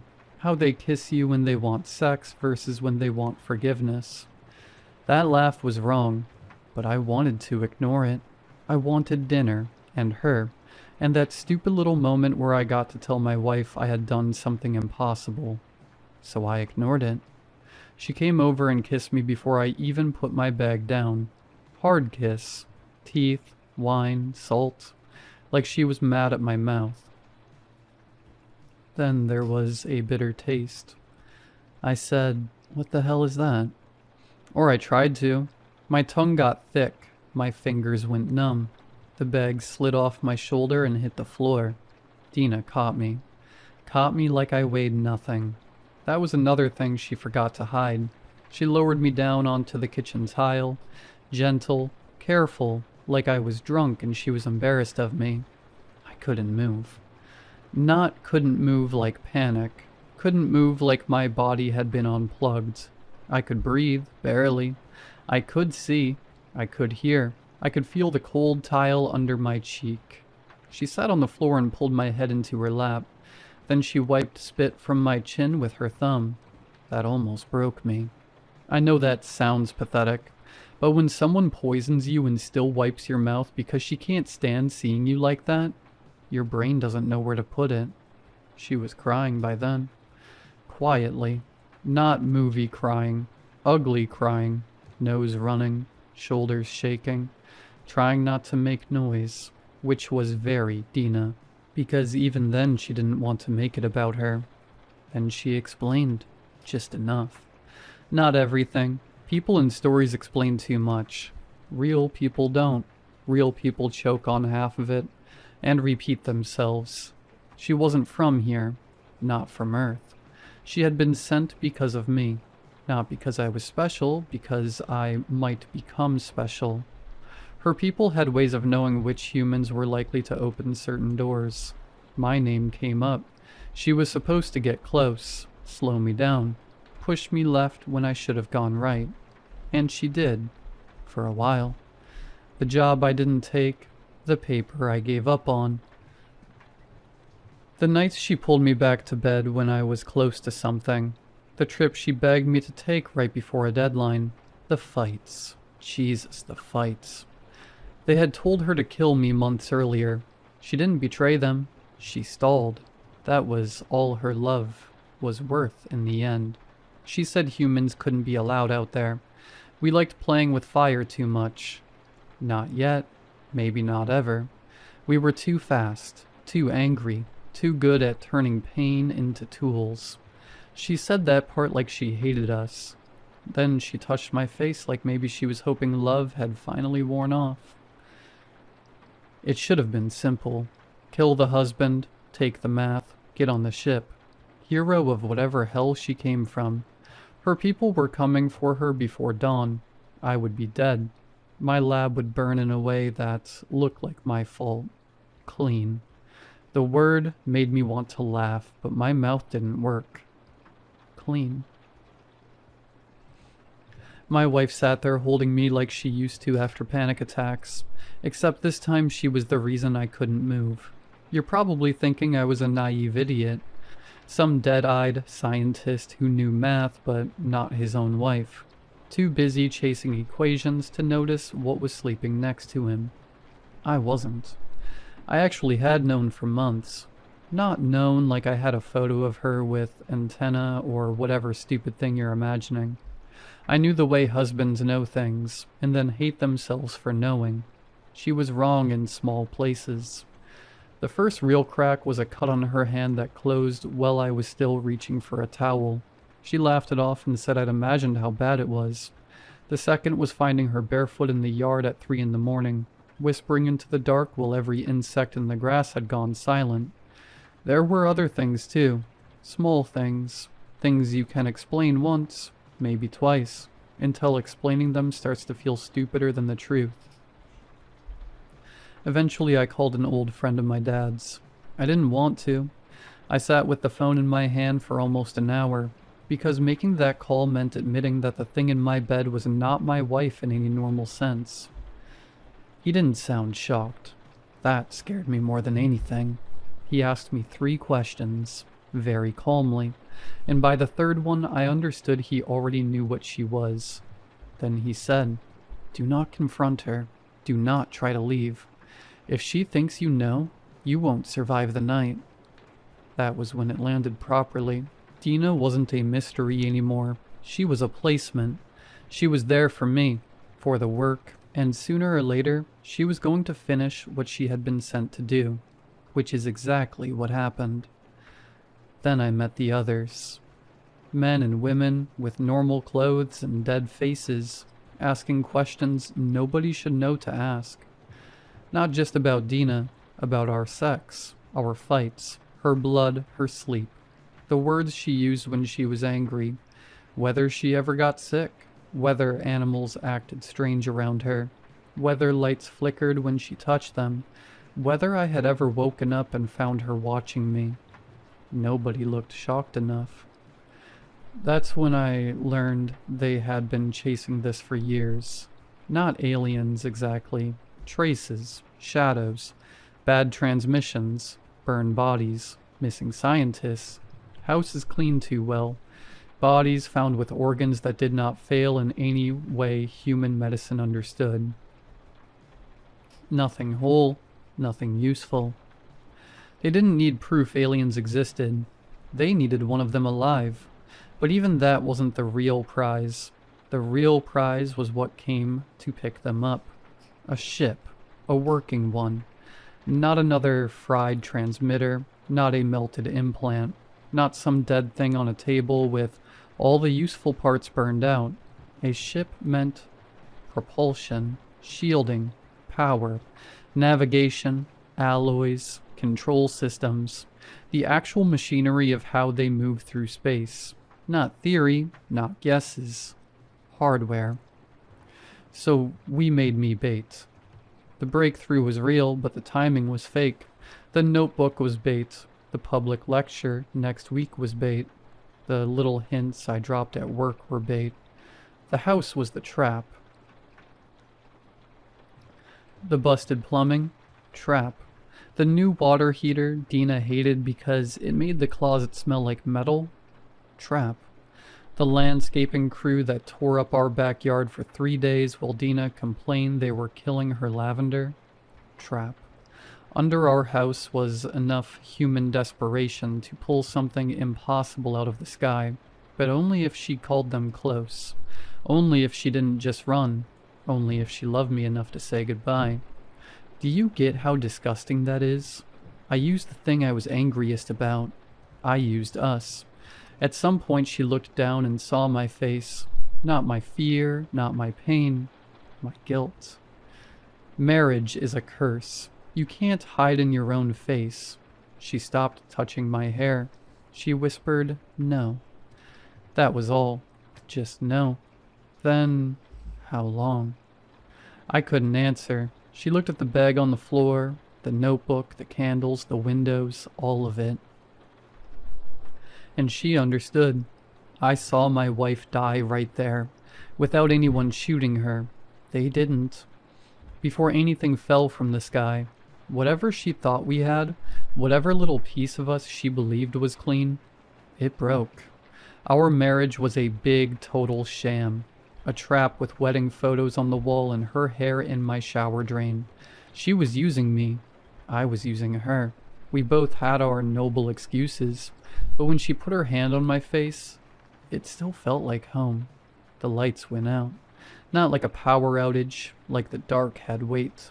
The windows filled with light. The whole house made this deep animal sound.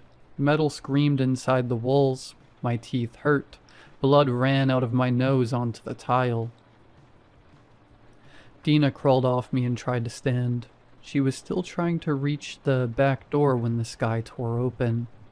I didn't see a ship, not clearly. I saw shapes where the stars should be. I saw the yard bending upward like it wanted to leave. I saw Dina in the white light, one hand on the door frame looking back at me. She could have killed me then. Then the world punched itself inside out. I woke up in a hospital with tubes in me and 2 government men pretending to be doctors. They got it.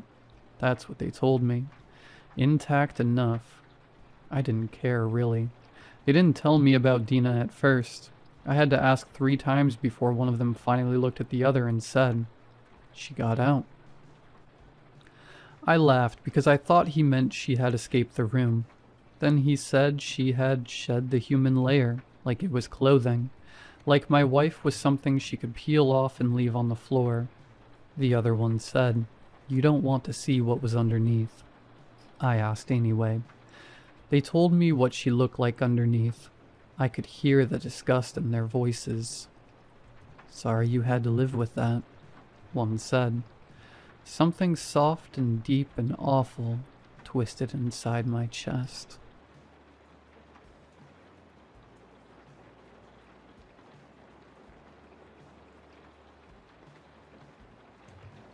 My name is Ryan. I was a 30-something-year-old failure of a man who was hardly holding himself together a couple of years before I am writing this. I lived in a mess, the crappy little apartment with a bedroom, what you could call a living room, and a bathroom the size of an airplane one I inhabited didn't have a clear floor in years. I barely worked enough to live. I would regularly spend my free time drunk, and I hadn't eaten a vegetable in about 3 years. Which made the next part especially weird. One morning I woke up and took my weekly crap and saw something strange in my toilet. Corn. I thought it was strange because, as previously listed, I hadn't eaten a vegetable in years, let alone corn. I chalked it up as something I did while drunk. Maybe I just craved corn for some reason and decided to get some instead of going after my typical junk food. I moved on from that event, but I kept having corn in my stool. The next week there was corn in my stool, then a few days later, corn again. It eventually got to a point where every couple of days I was having corn in my stool and I was completely lost as to where it was coming from. After 2 months of constant corn, I eventually noticed something even stranger. I could see the floor of my room for the first time since I had moved in years ago. I must have started cleaning my room when I was drunk. There was still trash everywhere, but far less than there used to be. I guess I didn't question any of it because it wasn't a bad thing. I actually liked not having to trudge my way through heaps of fast food wrappers and boxes of old junk food, and I wasn't going to complain if drunk me wanted to renovate a little bit. But after that, it got weirder. I would wake up after I went to sleep and my head wouldn't be burning from a hangover. I would notice myself having more bowel movements than I used to.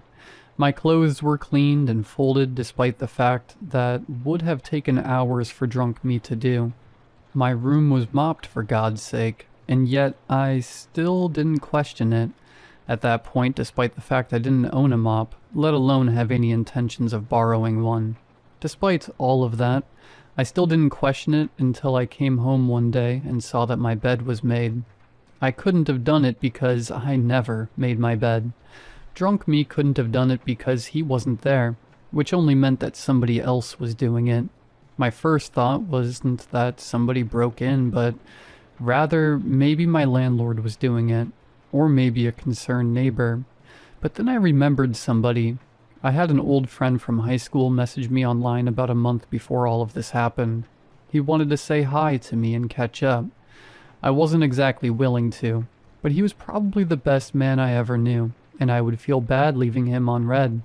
He was one of the few people who ever spoke to me and tried to befriend me. I kept to myself mostly, but he'd still try to talk to me despite my lack of interesting conversation. I told him that if he wanted to hang out, he could come over in front of my apartment and we could talk for a bit, but he actually took it a step further and came inside and talked to my landlord who happened to be there at the time. Of course, he told him where my apartment was because he had no sense of people's safety, and the thought that this person might be coming in to murder me or something. So needless to say, my old high school friend knocked on my front door and saw my horrid apartment. "Oh," he said to me, taken aback from the sight and smell of my living conditions. How have you been, man?" He managed to stammer through after coming to terms with his shock. "I am fine," I replied in embarrassment and shame. "Do you want to go outside?" We ended up not going back into my apartment. Instead, we went to the front of the complex and talked for a while. He asked me what I've been up to which I replied with a simple, "not much." He seemed to accept that answer without prying much further. I asked him how he had been, and his life had been great, talking about how he had just gotten married, his job, his house, his lifestyle that was far better than mine. I don't want to say I was seething with jealousy, but I was definitely made more aware about how terrible my life was compared to his and probably everyone else's. I always knew that my life was awful and that I needed to change, but I just never found the motivation to start. Once the garbage piled, I just let it continue to pile because it had been too difficult to clean up. He eventually told me straight up, "Dude, you live in a mess." I was taken aback by the blatant statement, but he continued, "You can't keep living like that. It's going to kill you." I don't remember what I said, but I think I made a remark about how it's easier said than done, and some other stuff, but despite the fact I was probably an asshole about it, he simply offered me some help. "Look, man, if you ever need it, I can come help you clean your apartment, and maybe the rest of your life. Just call me and I'll be happy to help." I was shocked at this point. I have to go now, but if you need help, please don't hesitate to ask. I never did call him back, but since that has been happening, I figured maybe I should. Before I called him, I had to even practice what to say. I realized how ridiculous it sounded to ask a friend if he was breaking into my apartment every day to slowly clean up my apartment while I was either drunk, sleeping, or at work. But I figured my landlord would be the type of guy to give him a spare key or something to help him get in. And he also knew I didn't have anything worth robbing. I finally called him and just asked him if he'd like to come by my apartment someday, to which he said he'd come by, but that it would be in a couple of months. I decided to set up some cameras in my house to see if I could catch anyone breaking in when I went to bed. I realized how ridiculous the idea that it could be my friend doing it was, and decided to see if maybe there was a squatter in my apartment, or something who was taking care of me for some reason. When I checked the camera the next day, I was terrified. This long, spindly creature came out of a shadow in the corner. It moved around the ceilings like a spider and walked across the floor sideways like a crab. It looked emaciated, with what looked like a 5-foot-tall torso with ribs poking out at the very top. They looked like they could rip through at any second. It had a narrow head. That was a dome, with dents where the eyes should be, but simply with smooth skin over them. It reminded me of that squid at the bottom of the ocean with 20-foot-long arms. The way they both weren't meant to be seen by the human eye, but were both discovered in darkness. The disproportionately long arms, of which I'm sure there were at least 8, but more seemed to appear and disappear at random. Started scooping up trash, taking it outside and then coming back in. It did that for a couple of hours before coming back inside with a container of something and a large glass of what I assume was water making its way to where I was drunkenly sleeping. It slowly reached an arm out to me, which bent at strange angles I barely understood how it could possibly do without snapping, and pulled the covers over my body, leaving only my head exposed. It proceeded to pour the water down my throat and fed me several different types of food from the container, including strawberries, spinach, cucumber, and of course corn, before it went back to a corner in my room where it disappeared. Now I know what you're thinking. I should have packed my bags then and there and never looked back. I know logically that was the correct choice, but I want you to look at it from my point of view. I was living a life that was the pinnacle of misery. I went to bed in a small apartment with nobody who cared for me, surrounded by filth, to a completely clean apartment with a decent diet. At this point, I had started taking care of myself too.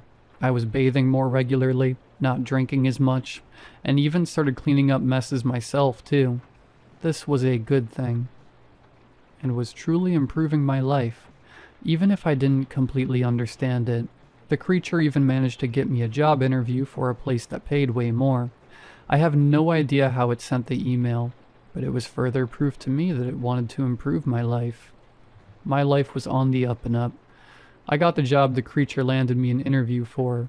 I was more social. I was happier and healthier. I even started talking to a girl. If you were truly where I was during this time period, you would have been happy about all of this too. Despite the obvious strangeness of it all, it had become such a state for normalcy for me that at some point I sort of forgot about its existence. I stopped checking the cameras after a while because I knew what I would have seen, and honestly, I didn't care how my life was being improved. I was just happy to not be miserable for a change. At this point, I had completely forgotten about my friend coming over. When I heard a knock at my door, I was completely taken off guard by the sight of my old friend, who had a cleaning caddy with multiple sponges, 4 different types of cleaning spray for different surfaces, 2 cleaning brushes, 2 cans of Febreze, and a few other items. He was in shock at the sight of my apartment, which was completely spotless at this point, and almost dropped the caddy full of supplies before catching himself. We ended up talking for hours. Among the many things we talked about, I told him about my new job, the girl I had been seeing, and my complete turnaround. In turn, he told me about his wife and what he did for work. He told me he moved around a lot for work and happened to be staying in the city where I live last time I saw him, and happened to see me online and figured he'd pop in to see how I was doing at the time. He explained to me that when he saw my living conditions, he knew he couldn't just leave an old friend like that. When we finally finished talking, we hadn't realized how late it was. He told me he practically lived across the state, and that it would be at least a 5-hour drive. I invited him to stay the night instead, to which he obliged and said he simply needed to call his wife to tell her he'd be back the next day, and would leave first thing in the morning. When he returned, I offered him my bed, to which he refused. I insisted that he should take the bed, and I would sleep on the old futon that I'm pretty sure came with the place. After I insisted I'd be a terrible guest if I didn't allow him to sleep in a comfortable bed, he finally relented. When I woke up the next morning to my good friend gone, I didn't question it. When he didn't answer my text saying I enjoyed having him over, I figured he was a busy man and probably didn't have time to respond. When the police came to my door, I was more concerned. "Ryan Miller?" the officer asked, with a mixture of concern and accusation in his voice. "Yes," I responded nervously. "That's me." The man gave the inside of my apartment a look. "May I come in?" he asked. "You are not in trouble. We just need to speak with you." After I let the officer in, he explained everything. My friend had gone missing after he spent the night at my house. They said they knew I had nothing to do with his disappearance since they found his car hours away from my location, but still wanted to know if I knew anything about it since I was the last person to see him. I asked the officer what happened, to which he responded, "We found his car parked on the side of the road about 3 hours away from here, but he wasn't inside of it. After his wife reported him missing, we figured maybe you knew something about why he disappeared, since you were the last person to see him." He continued, "Did he complain about anything? Did he bring up being unhappy about work or something like that?" Thought about it for a hard minute during the hours we spent talking. He never seemed upset with his life. He had annoyances here and there, sure, but it's not like he suspected his wife of cheating on him or he thought his job was a dead end. He had the same thoughts most people have about life. It was annoying, but at the end of the day, we're glad we're here. "No, nothing," I finally said. He didn't have any complaints that would have warranted him just disappearing. After a while, the officer left and I remained, worried and confused. It took me 3 whole hours of worrying about what happened to my friend before I realized the cameras were still recording. I brought the footage back up from the night prior and watched the entire thing until I saw the creature pop out from the shadows. Except it ignored me and headed straight for the bedroom. It moved too quickly for a creature of such proportions and fragility. When it made it to the bedroom, it simply stared, except it looked almost hungry. There was a strange saliva that seemed to come out of what I can only assume is its mouth, and it simply stared there for hours until my friend, as promised, left first thing in the morning. I watched the creature lunge onto the shadows right before my friend's alarm went off, and I watched as my friend snuck by me out of the door to try not to wake me up. I watched in horror as the creature left outside of the window, which was on the same side of the building as my friend's car was parked. I don't know if the creature killed my friend or ate him or what, but the moment I saw that, I realized it was not safe to live there anymore. I realize now I should have known that the moment I saw a demon in my living room picking up trash, but I figured I made the choice right in time. I didn't just leave the apartment complex. I moved states. I live on the opposite side of the country. I didn't even fully pack all of my stuff before I left. I took what I picked, fit into one briefcase that was either somewhat valuable or would be annoying to replace, and left as fast as I could. I never gave the police that information because I knew it would be insane and nobody would believe me, so I simply got as far away from that thing as possible. Now it's years later. I found a job where I'm at right now. I live in an even nicer apartment too. The girl I was talking to didn't seem to understand what I was doing, which was also extremely difficult to explain, so we naturally stopped seeing each other. Other than that, my life's great. I kept some of the good habits too. I clean up after my messes. I stopped drinking. I make sure no garbage ends up on my floors. I eat better. I even started going for daily walks to help me be healthier. All was going great, except for one day, where I had slept in and was going to be late for work. I rushed out the door as fast as I could, cutting as many corners in my daily routine as possible, which of course meant I couldn't have made my bed. But when I came home that day, exhausted after a long day of work, I saw something that made my heart drop to my stomach. My bed was made.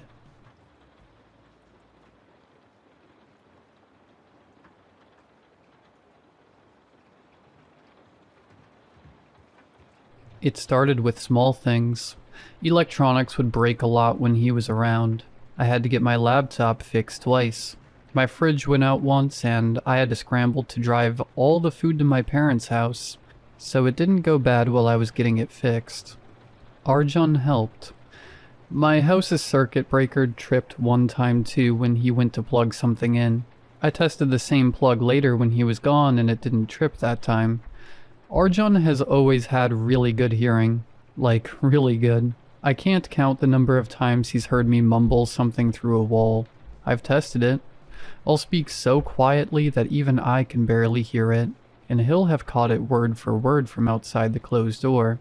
A few times I caught his reflection in the mirror, and I could swear it was slightly out of sync, moving a little too slow or making the wrong expressions.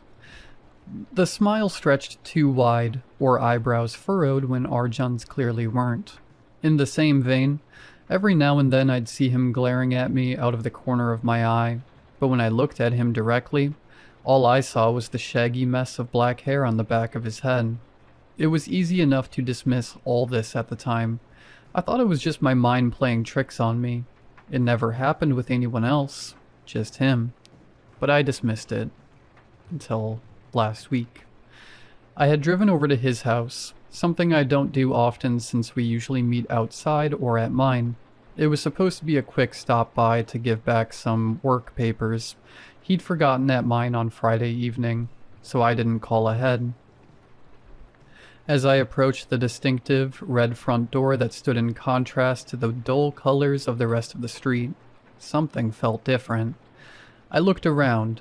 My surroundings were the same as always. Pristine, white house exterior, broken planters, and 3 slightly grimy steps leading up to the entrance. As I reached for the knocker, there was a tug at the back of my mind, like realizing you've forgotten something but you can't remember what it was. No one answered the first knock, or the second. To my surprise, when I tried the handle, the door gave way. My chest began to knot as I stared wide-eyed at the opening. Arjun wouldn't just leave it unlocked. Had there been a break-in, was he okay? I inhaled shakily a few times, trying to break my heart rate down. I was getting ahead of myself. Maybe he'd just forgotten to lock it. Happens to the best of us. I let myself in, pushing the door further inward. As I stepped over the threshold, immediately I could feel my panic rising again. Arjun's house is pretty open plan, so from the living room, I was able to see most of the area downstairs. I called out for him. The house seemed empty. If Arjun was home, I'd have expected to hear movement, something cooking on the stove or at least a TV playing. It was silent. I checked all the rooms upstairs, but they seemed completely untouched. It would be uncharacteristic for a break-in, and if Arjun had up and left, which I was now considering as a possibility, wouldn't he take some of his things? All his clothes were still hanging in the large built-in closet next to the rucksack he always takes when we go backpacking. When I came back downstairs, I realized there was still one room I'd forgotten to check in my hurried sweep of the house. The kitchen. I quickly walked past the living room and rounded the corner. The kitchen is separate from the other room downstairs. You can't see into it from the living room, which is why I missed it initially. The door is made of stained wood with a black, round doorknob. It was closed. I listened, straining my ears to catch the slightest hint of sound coming from behind the door. Nothing. Now the rising panic was accompanied by a twisting feeling in my gut. I wanted to leave, though I couldn't quite put my finger on why. It was just a door, polished but old, with the wood splitting slightly in some places. More importantly, I still didn't know what had happened to Arjun. And now his phone was going straight to voicemail. This was the only place in the house I hadn't looked. Just as I plucked up the courage to reach out and grab the knob, I heard a noise from inside. It sounded like someone throwing up. No, it sounded like a cat coughing up a hairball. I held the black metal tight in my hand and twisted. The door swung open steadily, inviting me in. I'd sort of forgotten that Arjun's house had a basement. I'd never been down there, and the door always stayed closed and locked, so it was easy to let it fade into the wall. Maybe imagine it as some sort of food pantry instead of what it really was. A cold, concrete, windowless expanse hidden beneath our feet. I don't like basements. Yellow-orange light spilled out from the open basement door, illuminating the kitchen in a dingy fall sunset glow. Looking around, I realized why it seemed to be the only light source in the room. All the blinds were shut. I didn't even realize his kitchen had blinds. Arjun always leaves them open. I almost jumped out of my skin, heart thundering as the horrific, hacking, puking sound echoed from the basement. Louder now. The noise was wet and visceral. It grated against my eardrums, sending chills down my spine. I shivered. Whatever was in the basement retched again. This time the noise was accompanied by wet thudding, like it was puking up huge chunks of something. A moment of silence, and then it spoke. It was a harsh, raspy voice, like the thing was struggling to take in air, and I could barely make out the words through its wheezing. The voice was so inhuman, so alien to my ears, and yet I don't know what compelled me to walk forward. My memories of this part are hazy, but the best way I can describe it is like I was being tugged forward by an invisible string. Embedded deep within my chest, I stood in the basement doorway for a while, eyes following the narrow, wooden steps all the way down. They were walled off on both sides. They ended in concrete. I heard it clearer this time. It was rasping. "Screw them. I hope," it wheezed. "I hope they burn." The thing coughed, wet and loud, and I flinched. I still find it odd how even through the absolute, mind-numbing terror I was experiencing, I still felt a sense of morbid curiosity in that moment. What exactly was down there? The mere existence of this creature in the basement was making me reevaluate everything I thought I knew about, well, everything. It could talk. It even spoke like it felt emotions. It was angry at someone, and it sounded ill, very ill. The sounds of the creature struggling, its labored breath and lung-rending coughs, its quiet groans of pain that reverberated off the claustrophobic walls of the basement. They tugged at something tender, deep inside me. I wanted to help. I cast the thought out of my mind immediately. It sounded insane even to myself. What if that thing was hostile? Who knows what it would be capable of even in its current state? Maybe all of this was a ruse anyway, some kind of trap that targeted my empathy. The best course of action was just to leave, obviously. I didn't even have the slightest clue what that thing was. I still don't. I began to weigh my exit options. If I made a break for it, would I be able to outrun whatever was down there? I barely had time to mull it over before something at the bottom of the stairs drew my attention. A long, clawed hand, bruised black and green like decay, dripping with a clear, snot-like, liquidy gel that glistened in the lamplight. It scraped at the ground, nails digging into the grooves of the cement. I froze. God, I felt sick. My stomach churned horribly as I tried to process the gruesome sight I was confronted with. I felt like a snake was thrashing around my insides. It's a miracle how I managed not to puke right there and then. Instead, I remained deadly silent. I didn't even dare to breathe as I stood paralyzed in the doorway. My mind was blank and my vision began to swim. Whether from pure terror or lack of oxygen, I couldn't tell. I heard a scrape from below paired with a grunt as more of the arm appeared, coated in that slippery goo that oozed onto the surrounding concrete, staining it to dark gray. My heart dropped as I finally realized what it was doing. It was trying to pull itself forward. I ran. I've never run so fast in my life. It's been a week since then. Arjun texted me an hour after I left. It was regular, innocuous stuff at first. "Hey, what's up?" I think I left some papers at your place. Yo, dude, are you asleep? You always text back so fast. I think that just made the whole thing so much worse. I couldn't bring myself to answer. I stopped checking my messages after a while. He started calling me again and again and again. I blocked his number. He even came by my house a few times. I never answered. I kept my curtains shut after the first time. All of them.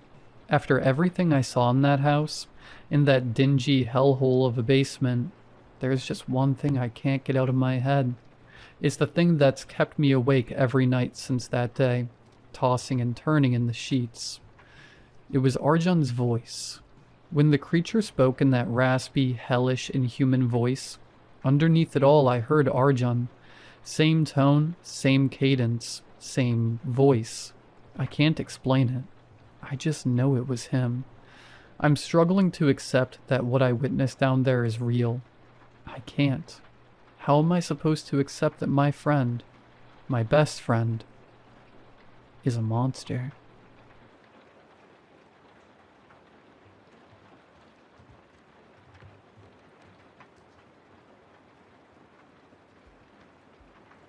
I'll start by saying I'm not a superstitious person. I spent 11 years staring at spreadsheets in a Chicago office on the 14th floor. Numbers, deadlines, the same coffee machine that always burned the bottom of the pot. I was good at my job. I was miserable at my life. So I turned 34 and my doctor told me my blood pressure was that of a 60-year-old. I did something my coworkers thought was insane. I quit. I sold my apartment. I bought 40 acres in a Harlan County, Kentucky, and I moved into a farmhouse that smelled like old wood and something I couldn't name. I wanted soil. I wanted silence. I wanted to grow something with my hands for once instead of just moving numbers around. For the first 2 weeks, it was everything I imagined. Quiet mornings, hard work, falling asleep before 10 p.m. I felt like a different person. Then I found the marks. They were carved into the ground at the edge of the east field. Not scratched, carved. Deep and deliberate, like someone had taken their time. Symbols I didn't recognize arranged in a pattern that almost looked like it meant something. I took pictures and posted them on a local Facebook group, asking if anyone knew what they were. One woman said kids probably did it. One man said it was probably an old property marker. Nobody seemed concerned. I told myself they were right and went back to work. 3 days later, the corn in that field was already 6 inches tall. I'd planted it less than 2 weeks before. I'm not an experienced farmer, but I did my research. I knew what the growth rate was supposed to look like. This wasn't it. I walked the rows every morning, and every morning it was taller than it should have been. I called the guy I bought the property from and asked if the soil had been treated with anything. He laughed and said that field hadn't grown anything in 15 years. I started hearing it in the 3rd week. Not a sound, exactly. More like the absence of sound moving. Like something was walking through the field at night, and the crickets going quiet wherever it passed. I'd sit on the porch and watch the silence move between the rows, a line of nothing cutting through the noise. I bought a trail camera and set it up facing the east field. The next morning I checked the footage. 8 hours of recording. The timestamp was correct, but the footage from 2 a.m. to 4 a.m. was just white. Not corrupted, not dark. White. Like something had been directly in front of the lens producing light, but there was nothing there when I checked in the morning. I showed my neighbor Earl. He's 67, been farming in Harlan his whole life. He looked at the footage for a long time without saying anything. Then he handed my phone back and told me to plant something else in that field. I asked him why. He said some ground remembers things. I didn't know what that meant, and he didn't explain further. On a Tuesday morning in the 4th week, I walked out to the field and found my dog at the edge of it. She wasn't moving. I found the others throughout the day. 3 rabbits, 2 birds, a deer, all of them arranged in a perfect circle around a single point near the center of the field. Not scattered, not random. Placed. Every animal facing outward from the center, like they were guarding something, or presenting it. I called the county animal control. They came out, looked around, took some notes, and told me it was probably coyotes. I didn't argue, but I stood there after they left and looked at that circle for a long time. Coyotes don't make circles. Coyotes don't arrange things. That night, I didn't sleep. I went to the center of the circle the next morning with a shovel. I don't know what I was expecting. Maybe nothing. Maybe I was hoping to find nothing and finally convince myself that I'd made a mistake moving here, and that everything had a rational explanation, and I could go back to being a boring accountant who thought the most terrifying thing in the world was a quarterly audit. I dug for maybe 20 minutes before the shovel hit something that wasn't soil. I cleared the dirt away with my hands. It was a woman. She was wrapped in leaves from the corn, the same corn that had grown too fast in the wrong soil in the field that hadn't produced anything in 15 years. The leaves were woven around her like someone had taken time with it, like it meant something. She looked like she was sleeping except for the fact that she was clearly gone. Her skin was the color of the soil. Her hands were folded across her chest. And she was smiling. Not the slack expression of someone who died peacefully. A smile, deliberate, like whatever she saw last was something she had been waiting a long time to see. She was wearing a jacket with a Target tag still on the sleeve. The police came. They taped off the field. They asked me questions for hours and then asked me to stay in the county while they investigated. That was 6 days ago. They haven't told me who she is. They haven't told me how long she was down there. What they don't know, because I didn't tell them, is that last night I went through my trail camera footage again. All of it, from the beginning. In the very first recording, the night after I planted the east field, before the marks, before everything, there is a moment at 3 a.m. where the camera shifts slightly. Just a degree, like something bumped it gently. And in the corner of the frame, just barely visible, is a hand, pressed flat against the soil. From underneath, I'm not going back to that field. I don't think it matters. This morning I found marks carved into the wood of my porch steps. I recognize them this time. They're the same ones I found in the east field. They weren't there yesterday. Update. Several people have asked me about the symbols. I've been trying to upload the photos, but my phone keeps freezing every time I open that specific folder. I'll keep trying. Also, Earl won't answer my calls anymore.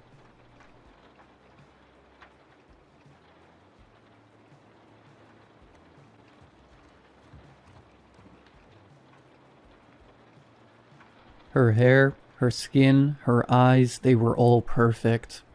Her teeth were set a little too deeply in her gums, a few degrees off from their normal angle. Her hair flowed in a clumsy motion, as if it was trying to escape casually. Her eyes... something was wrong with her eyes. Were they the wrong color? No. They were broken. Some people say the eyes are the windows into the soul. The soul that I was staring at through these windows was shattered. The only thing that remained were the fragments of who she once was. Where is he? I asked, pulling her from her chair. Who? My darling Richard? Oh, he won't be back until later.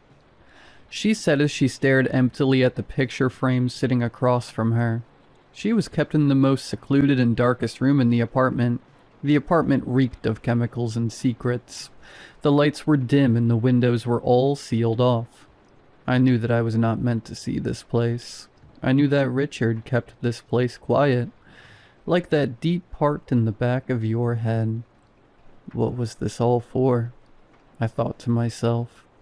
The room was lit by a singular light, It stood over the table which held the picture frame, the one Molly couldn't take her eyes off of. "I need you to come with me," I commanded her. Her broken eyes remained fixed on the picture in front of her. "Come on, Molly, we have to leave," I pleaded, pulling her as she resisted. "No, stop it. I can't make my little Ricky angry," she said with a strong defiance. "Please just leave with me," I begged. She sat back down, her eyes still glued to that picture frame. I turned and looked at what had captured her attention. The room was filthy, but that table and frame were pristine. I approached it, seeing two figures embracing each other. I began to realize that it was not Molly and Richard in the picture. It was Richard and his ex, Chloe. "Oh my God," I whispered under my breath. Bile floated up my throat as thoughts ran through my head. I approached Molly with a new sense of fragility. Her eyes remained unblinking. Her face seemed pristine from a distance, but slowly I could start to see scars. Hundreds of them on her face. Small and thin, almost imperceptible to the naked eye. They flowed down her jaw and sculpted her forehead. They dug deep caverns into her cheeks, making dimples I hadn't remembered her having the first time I had met her. The thickest line of them all was on her hairline. It was one long stroke following her hair around her skull. It appeared to be knitted together by loving hands, like a quilt made for a baby's birth. The night I had first met Molly was a good one. The whole friend group was relieved to hear that Richard had finally moved on from Chloe. He had spent years mourning their breakup, hoping to find a way to bring her back. Molly had been a breath of fresh air. She was the perfect match for Richard's moody persona. She was light and full. She also adored Richard. You could see that from the very beginning. Molly was short and slender with dark hair. She looked extremely similar to Chloe, but we all brushed this aside, just assuming that Richard had a type. Her eyes were the most similar thing about them. They both had striking blue eyes. They were like looking into the sun, except they shone a rich and royal blue. That blue had faded from her eyes when I looked into them tonight. They had turned almost gray, yet they still remained fixed upon the photo. I began searching the apartment for anything that I could use to lure her out. In the front room I found an old dentist chair, rusted and frayed with time. I could see fresh bandages and scalpels strewn across the floor. This is where he worked on her. The thought rang through my mind. I walked in and saw there were pictures of many sizes taped and strewn across the walls. All of them were of Chloe. Some were of Richard and her together. Others felt different. Some were shots of her in the mall, going to shops and eating. Others were far more personal. She was standing in her room. The photographs were obviously taken from a hidden location. Some seemed as innocent as you can be with these sorts of pictures. Her smiling in the mirror, brushing her teeth, talking on the phone and such. Others were not so innocent. Her changing, her scarlet hair against her pale skin, her lying in bed doing the things she would only do in the privacy of her own home. As I looked, I saw more of these. She was in bed with a mystery man. There were so many of these kinds. It was as if, with every new night, the photographer grew closer and closer to her window. I could feel my skin crawl as I felt her space being invaded by an unwanted guest. The pictures began to become up close while she slept, and some were even of her feet as she hung them off the bed. The final picture was of just her red hair hanging off the bed. How could Richard do this? It made no sense. He couldn't hurt a fly. I knew it had hurt him to be left like that. He made sure to tell me in the nights after Chloe left. He seemed to think the world would never turn again, that his sun would never rise again. I would tell him, "Hey dummy, the sun rises every day." He would smile and agree, but I could see that he felt like his sun would never rise again. He lived with me for a couple of months after that. He seemed to be getting better as the days passed by. Or maybe I had selfishly convinced myself that he had. In the nights I could hear him shuffling around restlessly. I could hear the empty dialing of a phone. I chose to ignore those facts. I chose to believe it was something else. It was even easier to ignore the facts when he finally told me he would be moving out. I had hoped he had moved on, and I decided to move on as well. My friend is fine now. Cured. The door opened with a quiet click. My skin tensed as I heard the old hinges swing open and close slowly. The footsteps were light and careful, like those of a cat stalking its prey. I rushed towards the closet in the room and closed it behind me, careful not to make any noise. The closet was full of tufts of hair. I could see the kitchen from the closet. Standing at the counter, I saw him. Richard. He looked just like my friend, but I saw him in a different light. His eyes were dark, and I could see a deep desire burning behind them. I had thought that was his desire to make a better life. I suppose he never told me he wanted a better life. It was the idea I had implanted into my own head, and made to be true.